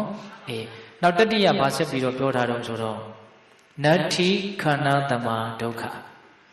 ခန္ဓာတမခန္ဓာနဲ့တူသောဒုက္ခဆင်းရဲသည်နတ္ထိမရှိခန္ဓာနဲ့တူတဲ့ဆင်းရဲမရှိတဲ့ဒီနေရာမှာပိဿပေါင်းသူတော်ကောင်းတို့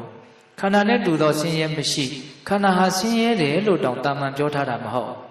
်ခန္ဓာသည်အဆင်းရဲဆုံးပဲလို့ပြောထားတာဟုတ်တယ်မဟုတ်လားသို့တော့ဒီအချက်ကိုပိဿပေါင်းသူတော်ကောင်းတို့ဦးဇင်းတို့တွေဟာဟောပြည့်ပြည့်ဝဝကြီးသဘောပေါက်ပြီလားလို့မေးရင်သဘောမပေါက်သေးဘူးနောက်ကိုယ်ခန္ဓာဟာဆင်းရဲတယ်လို့ကိုယ်တိုင်မထင်နိုင်သေးဘူးမမြင်နိုင်သေးဘူးပေါ့ဟုတ်တယ်မဟုတ်လားကိုထင်နိုင်သည်ဖြစ်စေမြင်နိုင်သည်ဖြစ်စေသဘာဝကသဘာဝပဲလေဟုတ်တယ်မဟုတ်လားသဘာဝကဘာလဲလို့မေးရင်ဆင်းရဲနေတာပါပဲဟုတ်လားဒါကြောင့်ကိုယ့်ရဲ့ခန္ဓာဟာဆင်းရဲတယ်ဆိုတာကိုသိဖို့လိုတယ်ပေါ့တနည်းအားဖြင့်မြတ်စွာဘုရားဟောထားတဲ့ဒေသနာတော်တွေကိုမှန်မှန်ကန်ကန်ထောက်ခံနိုင်တဲ့ဉာဏ်ရှိဖို့လိုမယ်ပေါ့အဲ့ဒါလို့ခန္ဓာဟာဆင်းရဲတယ်လို့တကယ်သိကျင်တယ်ဆိုရင်ဘာလိုမလို့ဆိုတော့တတိလိုလာလိမ့်မယ်ကိုယ်ခန္ဓာကိုယ်ကိုတတိထားနိုင်ဖို့လိုမယ်ပေါ့တော့ဆိုကြပါစို့ခန္ဓာကိုတတိထားနေမှာခန္ဓာဟာဘယ်လိုသဘောရှိတယ်ဆိုတာကိုသိနိုင်တာရိုးရိုးလေးနော်ဆိုကြပါစို့တစုံတစ်ယောက်ရဲ့အကြောင်းကိုသိကျင်တယ်ဆိုရင်အဲ့ဒီလူကိုအမြဲတမ်းမျက်ခြေမပြတ်မျက်လုံးတောက်တောက်ကြည့်နေမယ်ဆိုရင်သူ့ရဲ့အကြောင်းကိုတနေ့မှမသိနိုင်ဘူးလားသိနိုင်တာပေါ့ဟုတ်လားအမြဲတမ်းသူ့ကိုစောင့်ကြည့်နေမယ်ဆိုရင်သူ့အကြောင်းကိုသိနိုင်တယ်အဲ့ဒါလိုပဲခန္ဓာရဲ့အကြောင်းကိုသိကျင်တယ်ဆိုရင်ဒီခန္ဓာကိုဒလဇန်စောင့်ကြည့်တယ်လို့ဆိုရမယ်တတိပဋ္ဌာန်ဘာဝနာလို့ကိုကြိုးစားအထုတ်ဖို့လိုမှာပေါ့တတိပဋ္ဌာန်ဘာဝနာလို့ကိုကြိုးစားအထုတ်ရင်းနဲ့ခန္ဓာမှာဖြစ်ပေါ်နေတဲ့သဘာဝတရားတွေကိုဖြစ်တိုင်းဖြစ်တိုင်းတတိဥစည်းပြီးတော့တိပြီးတော့နေနိုင်ခဲ့မယ်ဆိုလို့ရှိရင်ခန္ဓာဟာဆင်းရဲတယ်လို့မြတ်စွာဘုရားပြောတာတဲမှန်ပါလားလို့တဖြည်းဖြည်းနဲ့ထောက်ခံနိုင်တဲ့ဉာဏ်ပညာတွေရလာနိုင်တယ်ပေါ့နော်ဒါကြောင့်ပိဿပေါင်းတော်တို့ခန္ဓာဟာဆင်းရဲတယ်ဆိုတာကိုကိုယ်တိုင်သိဖို့အတွက်ခန္ဓာရဲ့အပေါ်မှာဘာထားဖို့လို့တော့တတိထားဖို့လုပ်မယ်တနည်းအားဖြင့်ပြောမယ်ဆိုရင်တော့တတိပဋ္ဌာန်ဘာဝနာကိုပွားများဖို့လုပ်မယ်ပေါ့ခန္ဓာဟာဆင်းရဲတယ်တဲ့မြတ်စွာဘုရားပြောတာနော်ဒါကိုပိဿပေါင်းတော်တို့လက်ခံနိုင်အောင်ထောက်ခံနိုင်အောင်ကြိုးစားအထောက်ဖို့မလိုဘူးလားလိုတယ်ဒီနေ့မှာဦးဇင်းတို့ခန္ဓာဟာဆင်းရဲတယ်ဆိုတာနဲ့ပတ်သက်ပြီးတော့နည်းနည်းလေးပြောကြည့်ခြင်းတယ်အဲ့ဒါဘာလို့ဆိုတော့ဘုရင်တို့ပိဿပေါင်းသူတော်ကောင်းတို့အလုံးမှတ်သားဖို့ပြီးကြမှတ်သားဖို့ကြပြီးသားသစ္စာအနက်16ချက်ဆိုတာကြားဦးတယ်ပေါ့လားနောက်သစ္စာ၄ပါးမှာတပါးလေအနက်ဒိဋ္ဌိ၄မျိုးစီနဲ့ဟုတ်လားသစ္စာ၄ပါးဆိုတော့သစ္စာအနက်ဘယ်နှချက်ဆို16ချက်ဖြစ်သွားတယ်ဒုက္ခသစ္စာမှာလည်းပဲအနက်ဒိဋ္ဌိ၄မျိုးရှိတယ်သမုဒယသစ္စာမှာလည်းအနက်ဒိဋ္ဌိ၄မျိုးရှိတယ်နောက်ဒီရောဓသစ္စာမဂ္ဂသစ္စာမှာလည်း၄ပါးစီရှိနေတယ်ပေါ့အဲ့ဒါဒုက္ခသစ္စာနဲ့ပတ်သက်ပြီးတော့မြတ်စွာဘုရားဘယ်လိုဟောတာတုံးဆိုတော့ဒုက္ခသစ္စာဆင်းရဲတယ်တဲ့ဒီခန္ဓာဘယ်လိုဆင်းရဲတုံးဆိုတော့ပိလနတ်ထောသင်္ခတထောတန္တာပတ္ထောဝိပရိနာမထောတဲ့၄မျိုးပြောတယ်နော်ပိလနတ်ထောဆိုတာကနှိမ့်ဆက်သောအဖြစ်အနှိမ့်ဆက်ခံရသောအဖြစ်လည်းပဲဆင်းရဲတယ်ပိလနတ်ဆိုတာနှိမ့်ဆက်ဘယ်လိုနည်းနဲ့နှိမ့်ဆက်တုံးဆိုရင်ဥပမာပြောရမယ်ဆိုရင်ဦးဇင်းတို့နောက်တက္ကမတယောက်အမွာဘူးသားလေး2ယောက်မွေးထားတယ်နော်အမွာဘူးသားလေး2ယောက်မွေးထားတယ်တယောက်ကဝင်တွင်ယူလေးဖြစ်နေတယ်ငယ်တည်းကဆိုစိတ်မနှက်နော်ဘယ်လောက်များထိန်ရသိရခက်မလဲဆိုတာစဉ်းစားပါနောက်တယောက်ကတော့မွေးတဲ့ကစပ်ပြီးတော့ကျမကြီးကောင်းတယ်လို့မရှိဘူးတငင်နာဝန်းပြက်အမြဲတမ်းပါလာတယ်တယောက်ကရုပ်ပိုင်းဆိုင်ရာကျမကြီးအလွန်ချူချတယ်တယောက်ကဝန်တွင်ယူဖြစ်တယ်တော့ဝန်တွင်ယူဆိုတော့သူ့ကိုဘလို့မှခံမလို့မရဘူးသူကလည်းထင်ပြီးထင်ရလုံးမိလို့ရလှုပ်ချလိုက်ပါပဲဟုတ်လားဟိုတယောက်ကတော့ဘာဖြစ်နေတော့တငယ်နာဝမ်းပြက်တယ်အဲ့ဒါကဘာကိုပြောတာတော့ဆိုတော့ဒီနံတရားတွေဟာဝန်တွင်ယူနဲ့တူတယ်ဆိုတဲ့အတိတ်ပဲစိတ်ဆိုတဲ့သဘောတရားထင်ပြီးထင်ရဟုတ်လားရုပ်တရားတွေကတော့အမြဲတမ်းကျမ်းမာတယ်လို့ကိုမရှိတဲ့တငယ်နာဝမ်းပြက်နဲ့တူတယ်ပေါ့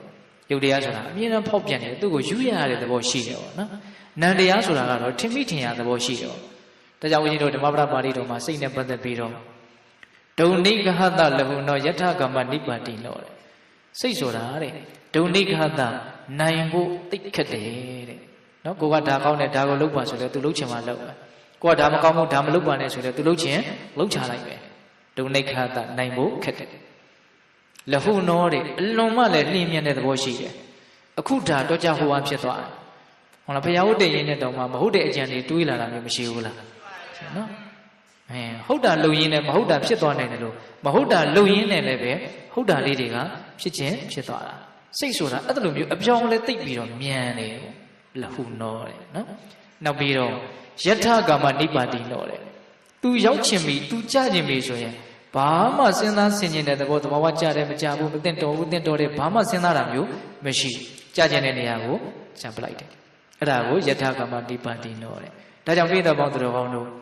ရုပ်ကတော့ဘာဖြစ်တော့အမြဲတမ်းဖောက်ပြန်နေလို့အပူနဲ့တွေ့တစ်မျိုးအေးနဲ့တွေ့တစ်မျိုးဟုတ်လားအမျိုးမျိုးဖြစ်နေလို့သူကတော့တငယ်နာဝမ်းပြက်နဲ့တွေ့တယ်ဟုတ်လားနံတရားတွေကတော့ဘာလဲတော့ဝမ်းတွင်ယူနဲ့တွေ့တယ်ခမန်းဖို့ခက်တယ်ပေါ့နော်ဒါကဘာလဲဆိုတော့ပိလနတ္ထဆိုတာလေးကိုပြောပြတာပါခန္ဓာဟာဆင်းရဲတယ်ဘယ်နည်းနဲ့ဆင်းရဲတော့အနှိမ့်ဆက်ခံရသောအဖြစ်ဆင်းရဲတယ်ပိလနတ်နောက်ပြီးတော့ဘာလို့ဆိုတော့သင်္ခတတယ်သင်္ခတဆိုတာကအမြဲတမ်းပြုပြင်နေရတဲ့သဘောတိဆောက်နေရတဲ့သဘောလှုပ်ပေးနေရတဲ့သဘောကိုပြောတ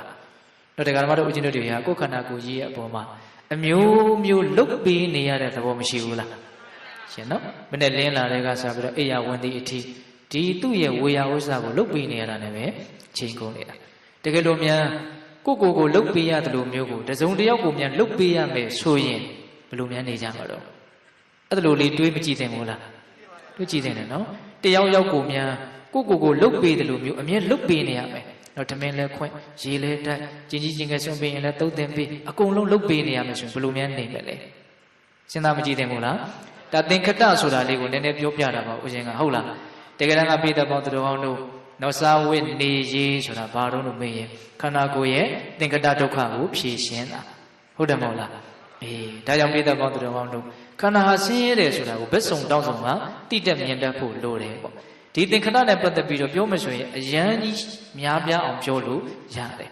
အမြဲတမ်းပြုပြင်ပေးနေရတယ်နောက်ကစိတ်ဥဒုအာဟာရဒါအကြောင်းတရားတွေပြုပြင်မှတည်တတ်တဲ့သဘောရှိတာဆိုတော့သူ့ကိုပြုပြင်နေရတဲ့သဘောအမြဲတမ်းမရှိဘူးလားရှိတယ်နောက်ပြီးတော့တန်တံပတ်တော်တဲ့ပူလောင်တဲ့သဘောရှိတယ်စိုးရိမ်နေရတဲ့သဘောရှိတယ်ကြောက်ကြနေရတဲ့သဘောရှိတယ်တောင့်တနေရတဲ့သဘောရှိတယ်ဟုတ်တယ်မဟုတ်လားအေးမပြည့်စုံနေတဲ့သဘောရှိတယ်စိတ်တိုင်းမကြနေတဲ့သဘောရှိတယ်မရှိဘူးလားရှိတယ်ဒါပါလို့ဆိုတော့ပူလောင်မှုတွေပေါ့နော်ခန္ဓာရဲ့ဆင်းရဲတွေက၃ခုမြောက်ပြောထားတဲ့အချက်တန်တံပတ်တော်ပူလောင်ရတယ်စိုးရင်ရတယ်ငိုကြွေးရတယ်ဒါတွေမရှိဘူးလားရှိတယ်အေးနောက်ဆုံးဒုက္ခကဘာလို့ဆိုတော့ဝိပရိနာမထောတဲ့နော်တမျိုးတမျိုးပြောင်းလဲသွားတဲ့သဘောဖောက်ပြန်သွားတဲ့သဘောဘယ်အရာမှတည်မြဲမနေပဲနဲ့ဘဝမှာဘာတွေဖြစ်လာလို့မှစုပ်ထားလို့မရ၊ကင်ထားလို့မရဟုတ်လားထိန်းထားလို့မရ၊သိမ်းထားလို့မရအကုန်လုံးဟာလက်လွတ်ဆုံးရှုံးသွားတာကြီးပဲဒါဉာဏ်ရှိရင်ရှိသလောက်သိနိုင်တယ်ပေါ့တရားဓမ္မတို့ဦးဇင်းတို့ရဲ့ဘဝမှာဖြစ်နေတဲ့အနေအထားအကုန်လုံးဟာဘာဖြစ်သွားတာလို့အကုန်လုံးဆုံးရှုံးသွားတာကြီးပဲအကုန်လုံးပျက်စီးသွားတာတွေကြီးပဲနော်ဒီခန္ဓာမှာဖြစ်နေတဲ့သဘာဝတရားတွေအများကြီးရှိတယ်မြင်ခြင်းကြားခြင်းနားခြင်းစားခြင်းထိခြင်းတွေးခြင်းလို့အကျဉ်းများအဖြစ်ဒီ6အုပ်စုရှိမယ်ပေါ့နော်အဲ့ဒီ6အုပ်စုနဲ့ပတ်သက်တာတွေဒီခန္ဓာမှာဖြစ်နေတာမရှိဘူးလားရှိတယ်အဲ့ဒီဖြစ်လာတဲ့တရားတွေဟာဘယ်တရားကိုမှကိုဟာထိမ့်သိမ့်ထားလို့မရတည်မြဲနေတဲ့တရားတစ်ခုမှမရှိမြင်တာလည်းမြင်ပြီးပြီးရနောက်ထပ်မြင်တာရှိမယ်ပေါ့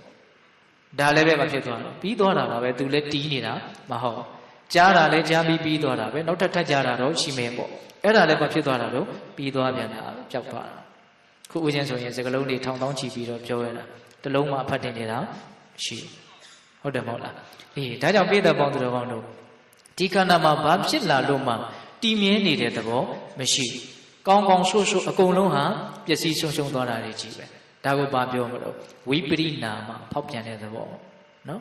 ်ဟိုတဘဝတစ်ခါသေးရတဲ့အသေးလောက်ကိုရည်ရွယ်ပြီးတော့ပြောနေတာမဟုတ်ဘူးနော်အဲ့ဒါကတော့အကြီးကျယ်ဆုံးဝိပရိနာမပြီးရင်လည်းပဲအဲ့လိုနည်းနဲ့ပျက်စီးပြောက်ကွယ်သွားကြရမှာပေါ့ဟုတ်လားဒါကြောင့်ပိဋကပေါင်းသူတော်ကောင်းတို့ခန္ဓာဟာဆင်းရဲတယ်ဆိုတာနဲ့ပတ်သက်ပြီးတော့အဲ့ဒါလိုအချက်၄ချက်နဲ့ဉာဏ်ဖြန့်ပြီးတော့စဉ်းစားဆင်ခြင်နိုင်ဖို့မလိုဘူးလားလိုတယ်နော်ပိလနတ်တော့နှိမ့်ဆက်တယ်သင်္ခတတော့အမြဲတမ်းပြုလုပ်ပေးနေရတဲ့သဘောရှိတယ်တန်တပတ်တော့အမြဲပူးနေရတဲ့သဘောရှိတယ်ဝိပရိနာမတော့အမြဲတမ်းပြောင်းလဲဖောက်ပြန်နေတဲ့သဘောရှိတယ်ဒါကြောင့်ခန္ဓာကိုယ်ဟာဆင်းရဲတယ်ဒါပြောတာအဲ့ဒါကိုသိကျင်တယ်မြင်ကျင်တယ်သိနိုင်တယ်မြင်သိနိုင်ကျင်တယ်မြင်နိုင်ကျင်တယ်ဆိုရင်ဘာလုပ်ရမလို့သတိပဋ္ဌာန်ဘာဝနာကိုပွားများရမယ်ဟုတ်ရဲ့လားအေးဒါကြောင့်အကြီးဆုံးဆင်းရဲဟာဘာလဲလို့မေးရင်ဒီခန္ဓာကိုယ်ပဲတော့ဒါကြောင့်ဦးဇင်းတို့ဘာရဟဝီပင်ဆက်ခန္ဓာခန္ဓာ၅ပါးဟာဝန်တုံးမှုဖြစ်တယ်လို့မြတ်စွာဘုရားဟောတာဟုတ်လားအေးဒါတွေကဉာဏ်ရှိရင်ရှိသလောက်သိနိုင်မယ်ပေါ့ဉာဏ်ကလည်းပဲသတိကြီးရင်ကြီးသလောက်ရှိနိုင်မယ်ပေါ့နော်အေးဒါကဦးဇင်းတို့တတိယမြတ်စွာဘုရားအတိပေးထားတဲ့ဒေသနာခန္ဓာလောက်ဆင်းရဲတာမရှိဘူးနောက်ဦးဇင်းတို့၄ခုမြောက်ကဘာပြောထားတော့နိဗ္ဗာန်လောက်ချမ်းသာတာမရှိဘူးနော်နိဗ္ဗာန်ချမ်းသာလောက်ချမ်းသာတဲ့တရားလောကမှာမရှိဘူးအဲ့တော့ဒီနေရာမှာနိဗ္ဗာန်ဆိုတာကြတော့အထွတ်အထိပ်ကိုရောက်လာတယ် ပြောဖို့တော်တော်မလွယ်တဲ့နော်အကြောင်းအရာပေါ့ဘာကြောင့်လဲဆိုတော့နိဗ္ဗာန်ဆိုတာကအရိယာမေညာဖူညာတို့ဖြစ်လာတယ်မျက်မှောက်ပြုနိုင်တာခုပြောနေတဲ့လူကလည်းပဲပုထုဇဉ်နိဗ္ဗာန်အကြောင်းကိုဘာမှကိုယ်တိုင်သိတာမဟုတ်နားထောင်နေတဲ့လူတွေကလည်းနိဗ္ဗာန်အကြောင်းကိုဘာမှသိတာမဟုတ်တော့မသိတဲ့လူကနားမလည်တဲ့လူကိုပြောနေတာဆိုတော့ပို့ပြီးတော့ရှုပ်ထွေးသွားစရာအကြောင်းတောင်ရှိနိုင်တယ်ဟုတ်လားသို့တော်လည်းပဲဒေသနာနဲ့အညီပြောမယ်ဆိုရင်တော့ပြောလို့မရဘူးလားညာတယ်နော်တကယ်လက်တွေ့မျက်တွေ့ပြောနိုင်ခြင်းတယ်ဆိုရင်တော့ကိုယ်တိုင်အရိယာမဉ္ဇဉ်ပူညာကိုရအောင်ကြိုးစားအထောက်လိုက်ဖို့ပဲရှိတယ်ဟုတ်လားသို့တော်လည်းပဲပိဿပေါင်းတော်ကောင်းတို့အနုတ္တိ7ပါးထဲမှာဥပဒမအနုတ္တိဆိုတာမရှိဘူးလားအဲ့ဒါပါတော့နိဗ္ဗာန်ရဲ့ငြိမ်းအေးတဲ့သဘောကိုအဖန်ဖန်တတ်တတ်စဉ်းစားဆင်ခြင်ခြင်းသည်ဘာဝနာတရားတစ်မျိုးဖြစ်နေတယ်ဟုတ်လားအဲ့ဒီတော့ဦးဇင်းတို့နိဗ္ဗာန်နဲ့ပတ်သက်ပြီးတော့မြတ်စွာဘုရားရဲ့အလိုတော်ကြအကျဉ်းမြင်လေးဘ ഹു တုတ္တတွေအနေနဲ့တော့သိထားဖို့တော့လိုတာပေါ့ဆိုကြပါစို့နိဗ္ဗာန်ဆိုတာဘာကိုပြောတာတုံးလို့မေးတော့ဇာကကင်းရာဒေါသကင်းရာမောဟကင်းရာနိဗ္ဗာန်လို့ဖြေထားတဲ့ဒီလိုအဖြေမျိုးတွေကိုလည်းပိဋကတို့ကြားဖို့ရတယ်မဟုတ်လားဟောဆွဲလန်းမှုမကျေနပ်မှုမှားယွင်းမှုမရှိတာနိဗ္ဗာန်ငြိမ်းချမ်းမှုအစစ်ပဲလို့ဒါပြောထားတာဟုတ်လားအဲ့တော့သို့တော်ဒီနေရာမှာဦးဇင်းတို့ဖေးသက်ပေါင်းတော်ကောင်းတို့နိဗ္ဗာန်နဲ့ပတ်သက်ပြီးတော့နည်းနည်းလေးစဉ်းစားတရားကောင်းတဲ့တုတ်တန်လေးတစ်ခုအတူကြုံလေးဦးဇင်းပြောပြတယ်ဟုတ်လား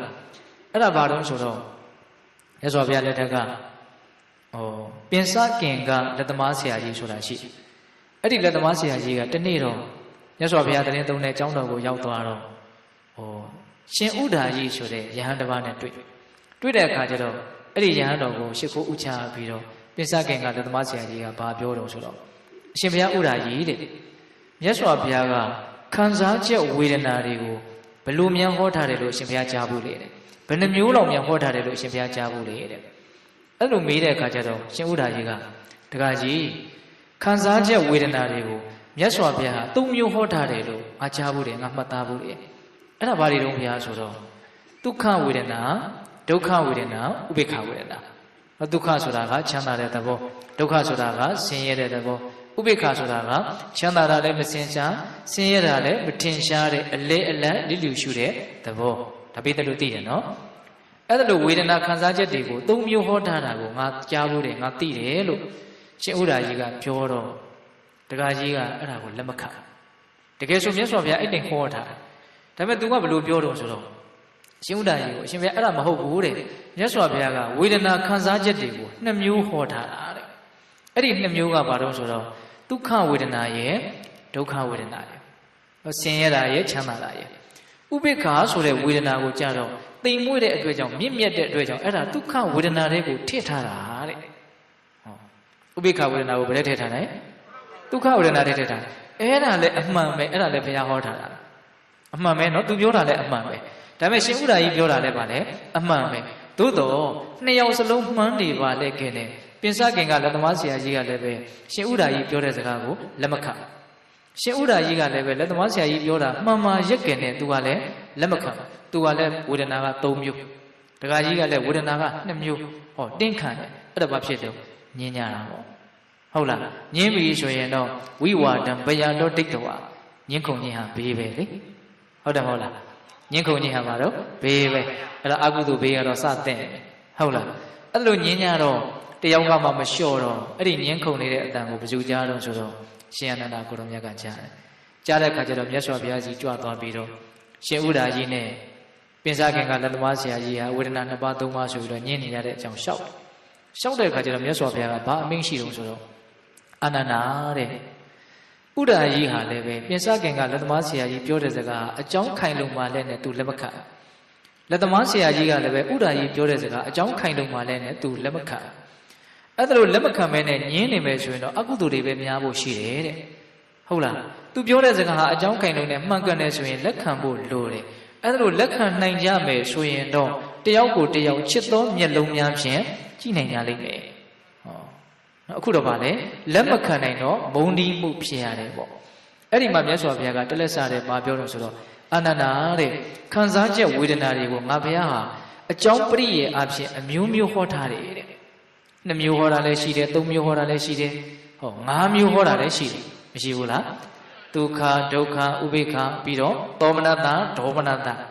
ဟုတ်လား အဲ့ဒါလိုဟောတဲ့အခါကျတော့ဒုက္ခကကိုယ်ရဲ့ချမ်းသာခြင်းဒုက္ခကကိုယ်ရဲ့ဆင်းရဲခြင်းသောမနတကြတော့စိတ်ရဲ့ချမ်းသာခြင်းဒေါမနတကြတော့စိတ်ရဲ့ဆင်းရဲခြင်းအဲ့လိုကိုယ်ပြသွားတာ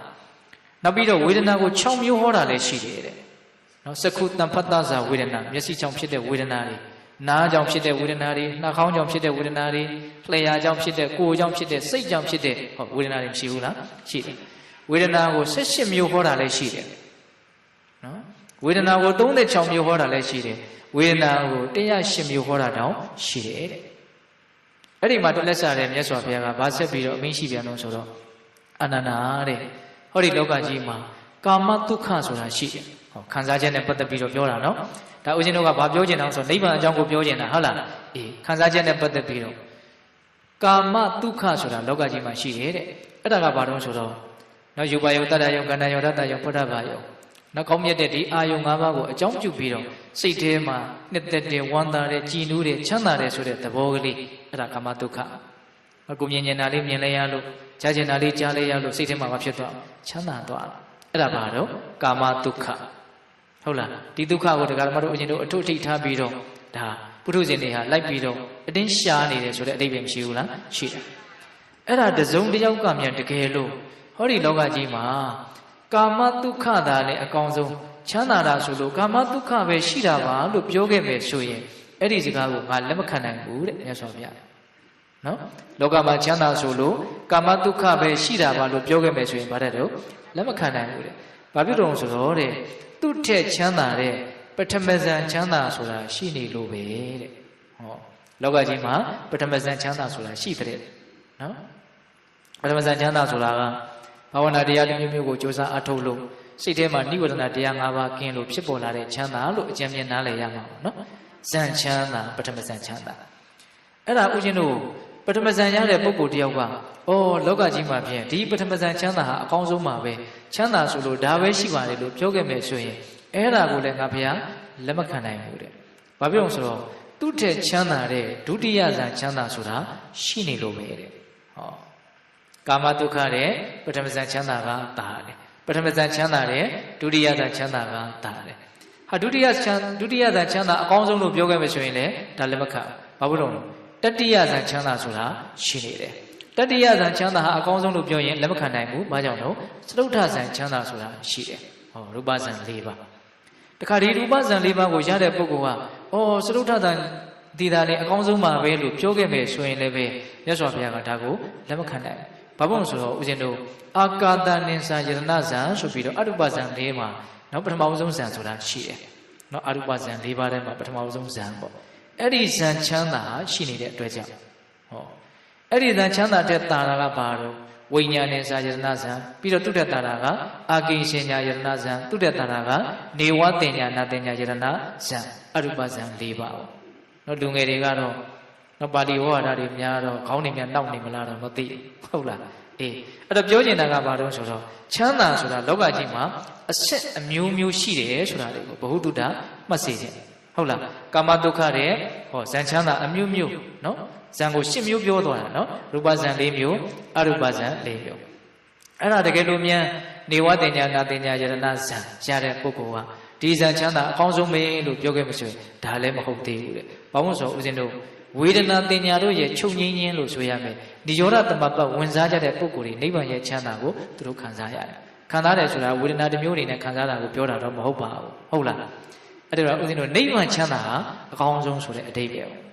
့တော့ဒီနေရာမှာတဲ့တခြားသောသမဏဗြဟ္မဏတွေကဝေဒနာတင်ညာချုပ်တဲ့ဒီခံစားမှုမှတ်သားမှုမရှိတဲ့သဘောကိုဘယ်လိုလုပ်ချမ်းသာတယ်လို့ပြောမလဲဝေဒနာမှမရှိပါဘူးဆိုရင်ဘယ်လိုလုပ်ချမ်းသာလို့ပြောမလဲလို့မေးခဲ့မယ်ဆိုရင်မြတ်စွာဘုရားကချမ်းသာဆိုတာကိုဝေဒနာတွေနဲ့ပတ်သက်ပြီးတော့ဒါပြည့်ညတ်တာမဟုတ်ဘူးဟုတ်လား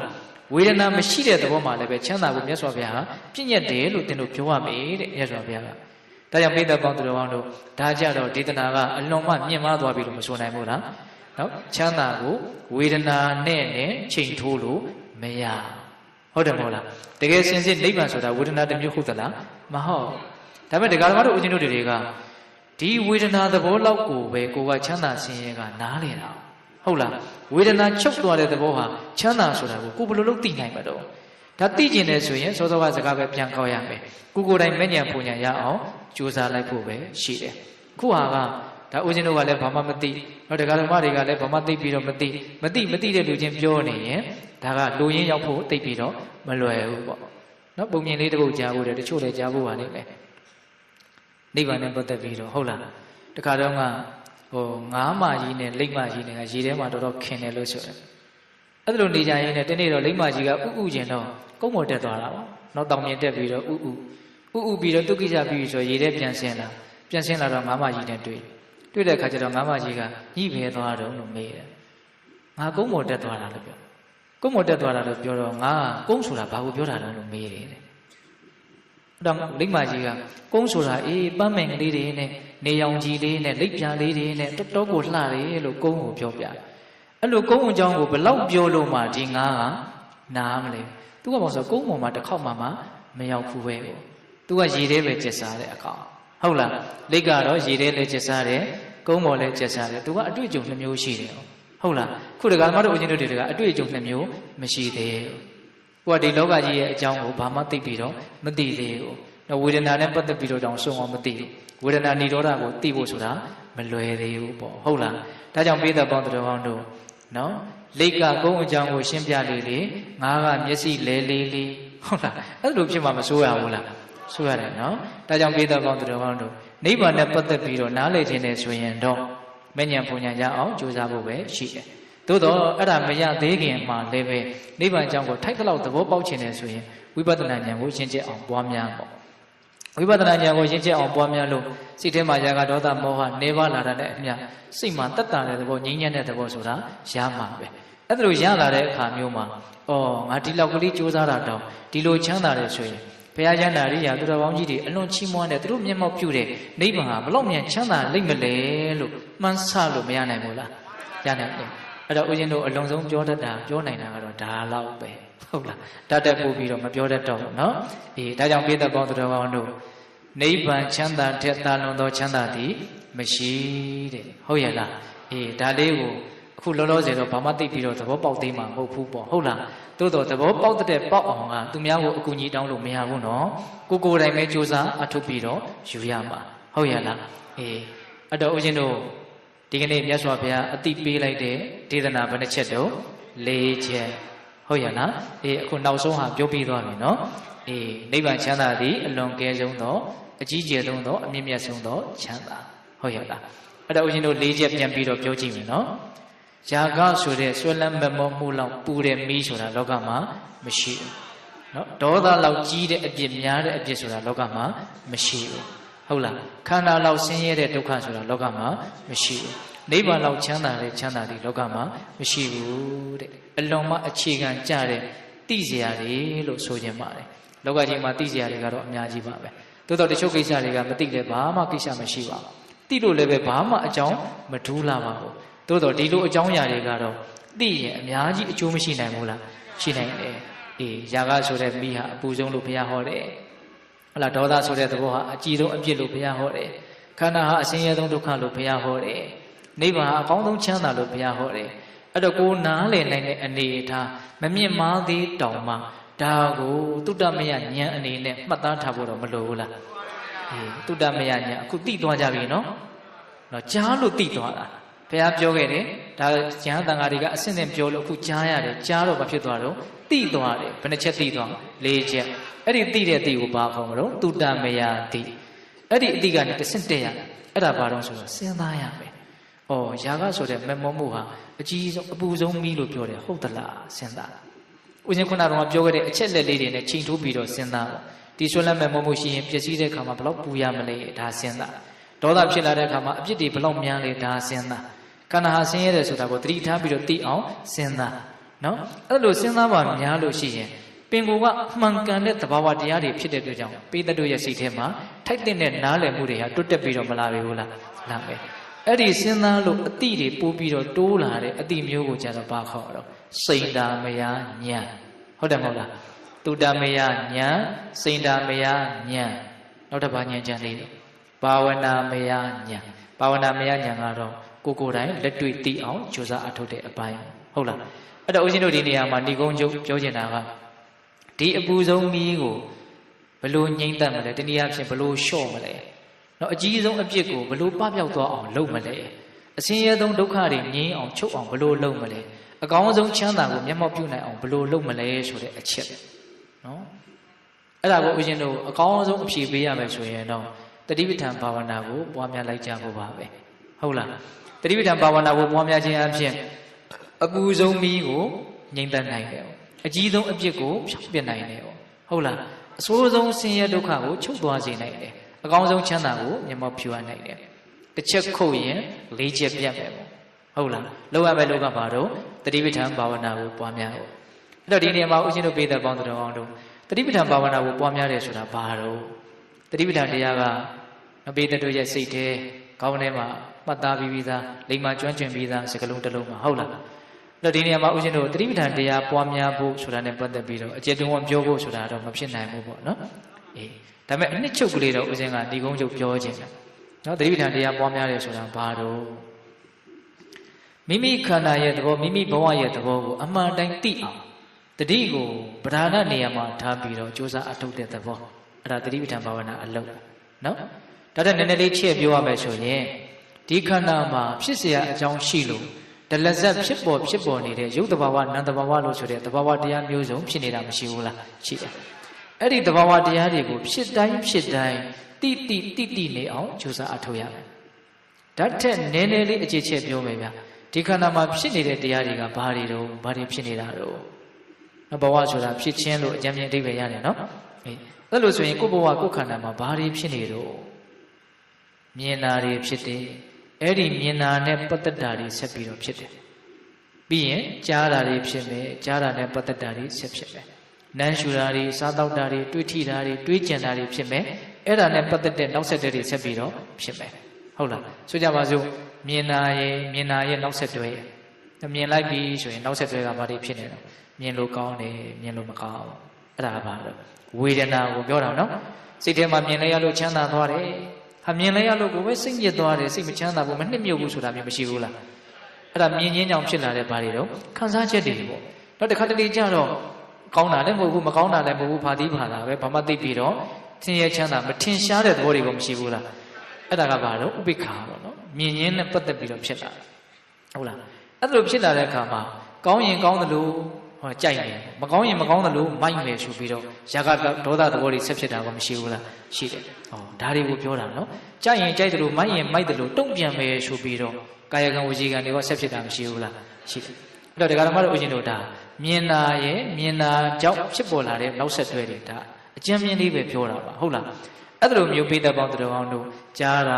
နမ်းရှူတာစားတောက်တာတွေးထိတာတွေးကြံတာအကျဉ်းမြင်ရဖြစ်ဘယ်နှမျိုးတော့6အုပ်စုနော်အဲ့ဒီ6အုပ်စုကိုပဲဘဝလို့ခေါ်တာပဲဒီ6အုပ်စုကလွဲလို့ဘဝဆိုတာလည်းမရှိအဲ့တော့ဒီခန္ဓာမှာဘာတွေဖြစ်နေလို့ဆိုတော့အဲ့ဒါတွေဖြစ်နေအဲ့ဒါတွေကိုဖြစ်တိုင်းတတိဥစည်းပြီးတော့တိနေအောင်ကြိုးစားရမယ်အဲ့ဒါဟာတတိပဋ္ဌာန်ဘာဝနာကိုအားထုတ်တာဒါကြောင့်မြတ်စွာဘုရားကဒီခန္ဓာရဲ့တဘာဝကိုသိအောင်အချိန်မရွေးနေရမရွေးအနေအထားမရွေးတိနေအောင်ကြိုးစားရမယ်လို့မြတ်စွာဘုရားကတိုက်တွန်းတာနော်ဘယ်နေရာမှာပဲဖြစ်ဖြစ်ဘယ်အချိန်မှာပဲဖြစ်ဖြစ်နေရာတွေကန့်တတ်မထားနဲ့အချိန်တွေကန့်တတ်မထားနဲ့အမှတ်ရတိုင်းတတိနဲ့ဒီခန္ဓာမှာဖြစ်နေတာကိုအာယုံစိုက်နိုင်ဖို့လိုတယ်တတိကလေးကတ်ထန်နိုင်ဖို့လိုတယ်ပေါ့ဟုတ်လားဖြစ်နေတာကိုသိအောင်ကြိုးစားရမယ်အဲ့ဒါလိုသိအောင်ကြိုးစားတဲ့နေရာမှာဦးဇင်းတို့အပူအလိုတွေမလုပ်ရဘူးကိုယ်သဘောမလုပ်ရဘူးပေါ့အဖြစ်ဆွချက်တွေမလုပ်ရဘူးနှုတ်ပယ်ချက်တွေမလုပ်ရဘူးဖြစ်နေတဲ့အတိုင်းလေးအရှိကိုအရှိတိုင်းလေးသိအောင်ကြိုးစားရမယ်ဥပမာအဖြစ်ဦးဇင်းတို့ဗီဒီယိုစကားတကားထိုင်ပြီးတော့ကြည့်ပြီးဆိုကြပါစို့နော်မှန်ပြင်ပေါ်မှာတေးဥဆောင်နေတဲ့တေးဥဆောင်နေကြည့်မယ်အဲ့လိုကြည့်တဲ့အခါမှာကိုကမင်းဘယ်လိုလုပ်လိုက်ပါလားဘယ်ညာလုပ်လိုက်ပါလားလို့ပြောလို့ရသလားမရဘူးသူတေးဥဆောင်ပြတာပဲကြည့်ရတာကိုယ်တိုင်အဲ့ဒီထဲဝင်ပြီးတော့တေးဥဆောင်လို့ကိုရသလားမရဘူးကိုကဘာလုပ်ရရှင်းရနေထိုင်ပြီးတော့ပဲကြည့်နေတာအဲ့ဒါမှဇက်ရည်လေမှာပေါ့ဟုတ်တယ်မဟုတ်လားအေးအဲ့ဒါလိုပဲဒီခန္ဓာဇက်ခုံပေါ်မှာကပြအသုံးတော်ခန်းနေတဲ့တေးဥဆောင်နေနဲ့တူတဲ့ရုပ်တက်နံတက်သဘာဝတရားတွေကဒလဇက်ဖြစ်နေတာမရှိဘူးလားရှိတယ်အဲ့ဒါတွေဖြစ်နေတဲ့အခါမှာဖြစ်တိုင်းသူတို့ကိုသဘာဝကြအမှန်တိုင်းသိရမယ်အဖြစ်ဆွချက်နှုတ်ပယ်ချက်မလုပ်ရဘူးပေါ့ဟုတ်လားဖြစ်နေတဲ့အတိုင်းကောင်းရင်လည်းကောင်းတယ်ဆိုရင်လည်းဆိုတယ် နော်ရုပ်ဖြစ်ခြင်းဖြစ်မယ်နာမ်ဖြစ်ခြင်းဖြစ်မယ်ဒုက္ခဖြစ်ခြင်းဖြစ်မယ်ဒုက္ခဖြစ်ခြင်းဖြစ်မယ်စိတ်တိုင်းကြတာဖြစ်ခြင်းဖြစ်မယ်စိတ်တိုင်းမကြတာဖြစ်ခြင်းဖြစ်မယ်ဘာပဲဖြစ်ဖြစ်ပေါ့ဖြစ်တိုင်းဘာလို့ရမှာတော့တိနေအောင်ကြိုးစားရမယ်အဲ့ဒါတတိပဋ္ဌာန်အလုပ်ကိုကြိုးစားတာဒါကြောင့်ပိဋကပေါင်းတော်ကောင်းတို့တတိပဋ္ဌာန်အလုပ်ဆိုတာတော့ရိတ်တာမှလုပ်လို့ရတဲ့အလုပ်မျိုးမဟုတ်ဘုရားရှင်ရှိမှလုပ်လို့ရတဲ့အလုပ်မျိုးမဟုတ်နေရာတိုင်းမှာလုပ်လို့မရဘူးလားဟဲ့နော်ဒီအချိန်မှာဒီနေရာမှာဒီအနေထားလေးတိုင်းကြိုးစားခြင်းနဲ့ဆိုရင်တောင်ကြိုးစားလို့မရဘူးလားရတာပေါ့ခုချိန်ဘာဖြစ်နေတော့ငါခန္ဓာမှာဘယ်သဘာဝတွေထင်ရှားနေတော့တစ်ချက်လောက်အာယုံစိုက်ကြည့်စမ်းပါတတိကလေးထားကြည့်စမ်းပါဘာတွေဖြစ်နေတော့နော်တဏှာကြီးခွဲလောက်ထိုင်းနေတော့ခန္ဓာကိုယ်အပေါ်ပိုင်းဝေကြီးကဖိထားတော့အောက်ကခြေတော်တစ်ချောင်းကတော်တော်ကိုမခံတာနော်အခါရခက်နေတဲ့သဘောတွေဖြစ်နေမှာပေါ့ဟုတ်တယ်မဟုတ်လားဖြစ်မနေဘူးလားနော်အဲ့ဒီအခါရခက်တဲ့သဘောကိုပါဠိလိုခန်းခန်းနာနာလေးပြောခြင်းတော့ဘာလို့ပြောရတော့ဒုက္ခဝေဒနာလို့ပြောမှာပေါ့ဟုတ်တယ်မဟုတ်လားညောင်းလိုက်တာကမတက်နိုင်တော့ဘူးငါတော့ပြင်လိုက်တော့မယ်ဆိုပြီးတော့အကင်ပြင်လိုက်တော့ဘာဖြစ်သွားလဲသက်သာသွားတာပေါ့ခန္ဓာသွားတာအဲ့ဒါကိုဘာလို့ခေါ်ဒုက္ခဝေဒနာအိုက်လိုက်တာကွာဆိုတော့ဒုက္ခဝေဒနာရက်ကလေးခလိုက်တော့ဒုက္ခဝေဒနာပေါ့တော့ချမ်းလိုက်တာလေလေးကတိုက်လိုက်အေးလိုက်တာကင်တပတ်ကလေးတော့ခြုံလိုက်အောင်ပါပဲဆိုတော့ဒီနားနေအပြောင်းလေးတွေကဘာဖြစ်နေတာဘယ်မှာဖြစ်နေတာဒီခန္ဓာမှာဖြစ်နေတာတရားရှာဘယ်မှာတွေ့လို့ကြားဖို့တော့ခန္ဓာမှာတွေ့တယ်နော်တခါကြီးတယောက်ပြောတဲ့စကားလေးကိုအမှတ်ရတယ်ခဏလဲဖောက်တဲ့ခြာပေါင်းလဲများလာပါပြီသူကဘာပြောတော့ဆိုတော့ရိတ်တာမှာတဲ့တရားတွေကသွားလို့ရှိရင်အရင်သင်ကျုံးပြီးတော့ယူခဲ့ရအောင်စဘာတွေလိုပုံထားတာမရှိဘူးတဲ့ဟုတ်လားတရားတွေကဘာလဲတော့စဘာတွေလိုပုံထားတာအရင်သင်သွားရင်ကျုံးပြီးတော့ယူခဲ့ရအောင်ပုံထားတာမျိုးမရှိဘူးတဲ့အဲ့ဒီကြောင့်ရင်လည်းဘာလို့ရမှာလဲကိုယ်ခန္ဓာအကြောင်းကိုပဲကိုယ်သိအောင်ကိုယ်တိုင်သတိဝိရိယနဲ့ကြိုးစားရပါဒါကရိတ်တာမသွားဖို့ပြောတာမဟုတ်ဘူးနော်ရိတ်တာဆိုတာကအိမ်နဲ့ဘာမှမဆိုင်ဘူးအလွန်သွားတဲ့နေရာတရားအလုပ်ကိုလုပ်တဲ့နေရာမှာအလွန်အထောက်အကူပြုတဲ့နေရာဒါပေမဲ့ဘလို့ရည်ရွယ်ချက်နဲ့ဦးဇင်းတို့ကဒီစကားကိုပြောတာလို့တရားဆိုတာရိတ်တာမှာတင်လုပ်လို့ရတာမဟုတ်ဘူးဆိုတာကိုရှင်းရှင်းလင်းလင်းသိအောင်တကယ်ဘဝမှာရိတ်တာသွားနိုင်တဲ့အချိန်ကဘလို့များလို့လဲတော့တစ်နှစ်မှတစ်ချိန်တောင်သွားနိုင်ဖို့မလွယ်ပါဘူးဟုတ်တယ်မဟုတ်လားတကယ်ကကိုယ့်အိမ်မှာပဲကိုယ့်အလုပ်ကိုလုပ်ပြီးတော့နေကြရတဲ့အချိန်တွေကမများဘူးလားများတယ်ဒါကြောင့်တရားဆိုတာကကိုယ်လှုပ်ချင်တယ်ဆိုရင်ကြိုးစားချင်တယ်ဆိုရင်တရားတရားရှိမယ်ဝိရိယတရားရှိမယ်ဆိုရင်အချိန်တိုင်းမှာလုပ်လို့မရဘူးလားနေရာတိုင်းမှာလုပ်လို့မရဘူးလားလုပ်ရမယ်လို့မြတ်စွာဘုရားကဟောမထားဘူးလားဟောထားတယ်ဘယ်အချိန်လို့မကန့်တန်နဲ့ဘယ်နေရာလို့မကန့်တန်နဲ့ကန့်တတ်ထားတယ်ဆိုရင်ကိုပဲသူကအဓိပ္ပာယ်ကတစ်မျိုးထွက်နေတယ်အဲ့ဒီအချိန်ပဲငါကတရားလုပ်မယ်ဆိုတော့အဲ့ဒီအချိန်ကလွှဲရင်တော့မတရားလုပ်မယ်ဆိုတဲ့အဓိပ္ပာယ်ပေါက်နေတာဟုတ်တယ်မဟုတ်လားစဉ်းစားကြည့်နော်ဒါကြောင့်ပိဋကပေါင်းသူတော်ကောင်းတို့အချိန်တိုင်းမှာနေရာတိုင်းမှာယုံကြည်မှုရှိမယ်ကြိုးစားမှုရှိမယ်ဆိုရင်လုပ်လို့မရဘူးလားရတယ်လုပ်ရမယ့်နီးလန်းကဆန်းဆန်းပြပြကြီးလည်းမဟုတ်နော်ဘာလဲကိုယ်ခန္ဓာမှာဘာဖြစ်နေတယ်လဲဆိုတာကိုသိနေအောင်ကြိုးစားတာတရားကအလွန်ရိုးတယ်စိတ်ကအလွန်ဆန်းတယ်ဒါကြောင့်အလွန်ဆန်းသောစိတ်တည်အလွန်ရိုးသောတရားကိုသိပြီးတော့စိတ်မဝင်စားနိုင်ဘူးဖြစ်တယ်နော်ဒါကြောင့်ပိဋကပေါင်းသူတော်ကောင်းတို့တရားခက်တယ်ဆိုတာကကိုကပမာဒဆိုတဲ့မေ့လျော့မှုနဲ့ပဲအနေကကြားလာတာအပမာဒဆိုတဲ့မမေ့မလျော့မှုနဲ့နေတဲ့အချိန်ကအလွန်မှနည်းတယ်အဲ့တော့အလေးချင်းကဘယ်ဘက်မှာအာသာနေတော့ပမာဒနဲ့နေတဲ့ဘက်မှာအလွန်အမင်းအာသာနေတယ်ဖြစ်တယ်လို့ပဲနေနေတာလေဟုတ်တယ်မဟုတ်လားတတိကလေးနဲ့ဝရိယလေးနဲ့နေဖို့ဆိုတာကြတော့တော်တော်ခက်သွားတယ်ခက်တာကအလုတ်ကခက်လို့မို့ကိုခက်တဲ့အပိုင်းရှိသလိုနော်လုတ်တဲ့အလေးအကျင့်မရှိလို့မကျွမ်းကျင်လို့ခက်တဲ့အပိုင်းတွေကမရှိဘူးလားနော်ဘယ်အပိုင်းကပုံများနေမယ်ထင်မလုတ်လို့မကျွမ်းကျင်လို့ခက်နေတာဟုတ်တယ်မဟုတ်လားတရားကလည်းပဲခက်ပါတယ်လွယ်တယ်လို့မဆိုလို့လွယ်ရင်လူတိုင်းရမှာပေါ့ဟုတ်လားသို့တော့ကိုကမကြိုးစားလို့မလေ့ကျင့်လို့တော့ဒါကိုမကျွမ်းကျင်လို့ခက်ရတဲ့အပိုင်းတွေကိုအများကြီးမရှိဘူးလားရှိရနော်လုတ်ပါများများလေ့ကျင့်ပါများလို့ရှိရင်ကျွမ်းကျင်သွားတာမျိုးကိုမရှိနိုင်ဘူးလားကျွမ်းကျင်ရင်ထိုက်တလောက်လွယ်သွားတဲ့အပိုင်းကိုမရှိနိုင်ဘူးလားရှိနိုင်တယ်ဒါကြောင့်ပိဋကပေါင်းသူတော်ကောင်းတို့တတန်တရားလုံးပမာဒဆိုတဲ့မေ့လျော့မှုနဲ့နေခဲ့ကြတာမေ့လျော့မှုနဲ့နေတာကဘာကိုပြောတော့ဆိုဖြစ်တယ်လို့နေတာကိုပြောတာဘယ်လိုနေတာလဲဖြစ်တယ်လို့နေတာမြင်တယ်လို့ကြားတယ်လို့ဒီတိုင်းပဲကြရင်နော်လိုက်သွားမယ်မကြရင်မိုက်မယ်ဒီတိုင်းနဲ့နေကြတာဟုတ်တယ်နော်အဲ့ဒါကိုပိဋကပေါင်းသူတော်ကတော့ဦးဇင်းတို့အပမာဒဆိုတော့တတိတရားနဲ့အစားထိုးပြီးတော့နေနိုင်မယ်ဆိုရင်ဟုတ်လားဒါတတိပဋ္ဌာန်ဘာဝနာကိုပွားများနေတယ်လို့ဆိုနိုင်မို့လားဆိုနိုင်တယ်အဲ့ဒါလို့တတိပဋ္ဌာန်ဘာဝနာကိုပွားများခြင်းသည်ပင်လေအ အပူဆုံးမီလို့မြတ်စွာဘုရားဟောခဲ့တဲ့ဆွဲလန်းမှုမမောမှုတက်မဲ့မှုကိုလျှော့မချနိုင်ဘူးလားလျှော့ချနိုင်တယ်အကြီးဆုံးအပြစ်လို့ဆိုတဲ့ဒေါသတရားတွေကိုလည်းလျှော့မချနိုင်ဘူးလားလျှော့ချနိုင်တယ်နော်အဆိုးဆုံးဆင်းရဲဆိုတဲ့ဒုက္ခကလွတ်ရလွတ်ကြောင်းအလုတ်ကိုလည်းပဲလွတ်ရရောက်တယ်လို့မဆိုနိုင်ဘူးလားဆိုနိုင်တယ်အကောင်းဆုံးချမ်းသာလို့ဆိုတဲ့နိဗ္ဗာန်ချမ်းသာကိုမျက်မှောက်ပြုဖို့လုပ်နေတယ်လို့မဆိုနိုင်ဘူးလားဆိုနိုင်တယ်ဒါကြောင့်သတိပဋ္ဌာန်ဘာဝနာကိုပွားများခြင်းဒီဒေသနာရပြောမယ်ဆိုရင်တစ်ချက်ကို၄ချက်ပြတ်မယ်ပေါ့နော်ຢာကမီးကိုငြိမ့်သက်ဖို့ဒေါသအပြစ်တွေကိုကုစားဖို့ဟုတ်လားအကြီးဆုံးဆင်းရဲတွေကိုချုပ်စေဖို့အကောင်းဆုံးချမ်းသာကိုမျက်မှောက်ပြုနိုင်ဖို့ဘာကြိုးစားအောင်လို့သတိပဋ္ဌာန်ဘာဝနာကိုကြိုးစားကြရမယ်အဲ့တော့ဦးဇင်းတို့တရားဟောတာတဏှာကြီးခွဲဖို့9မိနစ်ပဲလိုတော့နော်ဒါကြောင့်ပေးသက်ပေါင်းသူတော်တို့ဒီကနေ့ညအပူဆုံးမီးနဲ့အကြီးဆုံးအပြည့်တဲ့ဟုတ်လားဦးဇင်းကတော့ဘဝထဲမှာလူအများစုနဲ့သက်ဆိုင်တာကိုပဲဒါဟောလိုက်တာပါနော်အလှတွေကလူမှများဟောရှင်ပြုနဲ့ပတ်သက်ပြီးတော့လည်းဘုန်းကြီးကဘာမှပြောမသွားဘူးယဟန်ကနဲ့ပတ်သက်ပြီးတော့လည်းဘာမှပြောမသွားဘူးလို့စိတ်ထဲမှာမအောင်မိနဲ့နော်အဲ့ဒီတရားကတော့ရည်သက်ချတဲ့နေကြတော့ဆရာတော်များကဟောပါလိမ့်မယ်ဟုတ်လားအဲ့တော့ဦးဇင်းကတော့အခုအများနဲ့သက်ဆိုင်တာကိုပဲပြောလိုက်ပါနော်အပူဆုံးမီးဆိုတာဗာလေယာကဆိုတဲ့သဘောအကြီးဆုံးအပြစ်ဆိုတာဗာလေဒေါသဆိုတဲ့သဘောဒါတွေကိုရှော့ချနိုင်ဖို့အတွက်ဘာကိုကြိုးစားအောင်လို့သတိပဋ္ဌာန်ဘာဝနာကိုပွားများကြရမယ်ဟုတ်လားဒါကြောင့်ဘေးသက်ပေါင်းတော်တို့သည်သတိပဋ္ဌာန်ဘာဝနာကိုပွားများပြီးတော့ကိုယ်ခန္ဓာကိုယ်မှာတတိကံပြီးတော့ရှုမှတ်ပွားများအားထုတ်မှုဖြင့်နော်အပူဆုံးမီးကိုငြိမ့်သက်နိုင်ကြတယ်အကြီးဆုံးအပြစ်ကိုပယ်ဖြောက်နိုင်ကြတယ်အဆိုးဆုံးဒုက္ခကိုချုပ်ငြိမ်းအောင်ကြိုးစားနိုင်ကြတယ်အကောင်းဆုံးချမ်းသာကိုမျက်မှောက်ပြုအောင်ကြိုးစားအထောက်နိုင်ကြတယ်သူတော်ကောင်းတွေဖြစ်ကြပါစေလို့ဆန္ဒပြုပြီးတော့မေတ္တာပို့ပြီးတော့တရားပွဲဓမ္မတွင်ကိုဆုံးသတ်ကြရအောင်ဗျာဘဝတုတဗ္ဗမင်္ဂလာရခန္တုတဗ္ဗဒေဝတံတဗ္ဗဗုဒ္ဓ ानु ဘာဝေနန္တရာဒုက္ခိဘွန်တုတိဘဝတုတဗ္ဗမင်္ဂလာရခန္တုတဗ္ဗဒေဝတံတဗ္ဗဓမ္မာနုဘာဝေနန္တရာဒုက္ခိဘွန်တုတိဘဝတုတဗ္ဗမင်္ဂလာရခန္တုတဗ္ဗဒေဝတာတဗ္ဗတံဃာနုဘာဝေနတရာဒုက္ခိဘွန်တုတိဒေတုမဂတိတရားနာပိသပေါင်းတော်အောင်တို့ဇာတာအလုံးသောတတ္တဝါနန္ဒတို့အားတဗ္ဗမင်္ဂလာလောကီလောကုတ္တရာကောင်းဆိုသည်များမင်္ဂလာဝဝတိဘဝတုကောင်းစွာမသွေဖြစ်တော်မူကြပါစေတည်းတဗ္ဗဒေဝတာမိမိတို့ခန္ဓာကိုယ်မှာစောင့်ကြနေကြကုန်သောနတ်မိမိတို့အိမ်မှာစောင့်ကြနေကြကုန်သောမိမိတို့သာနာမိမိတို့ကဘာမှာစောင့်ကြနေကြကုန်သောနာမည်နာကောင်းတာပေါင်းတို့ကလည်းပဲရက္ခဏုကောင်းစွာမသွေစောင့်ရှောက်တော်မူနိုင်ကြပါစေတည်းတဗ္ဗဗုဒ္ဓ ानु ဘာဝေနခေငါဝါလိုသေးစုမကပွင့်တော်မူကြတယ်ဆိုသောတာဘဘုရားရှင်ကိုတော်မြတ်တို့ရဲ့တကိုးတည်သောအနုဘောတော်တို့ကြောင့်၎င်းတဗ္ဗဓမ္မ ानु ဘာဝေနမဲလီတံဖိုလီတံနိဗ္ဗာန်မတေတိယဆိုသောစေတံတော်တရားတော်မြတ်တို့ရဲ့တကုတေသောအနုဘောတော်တို့ကြောင့်၎င်း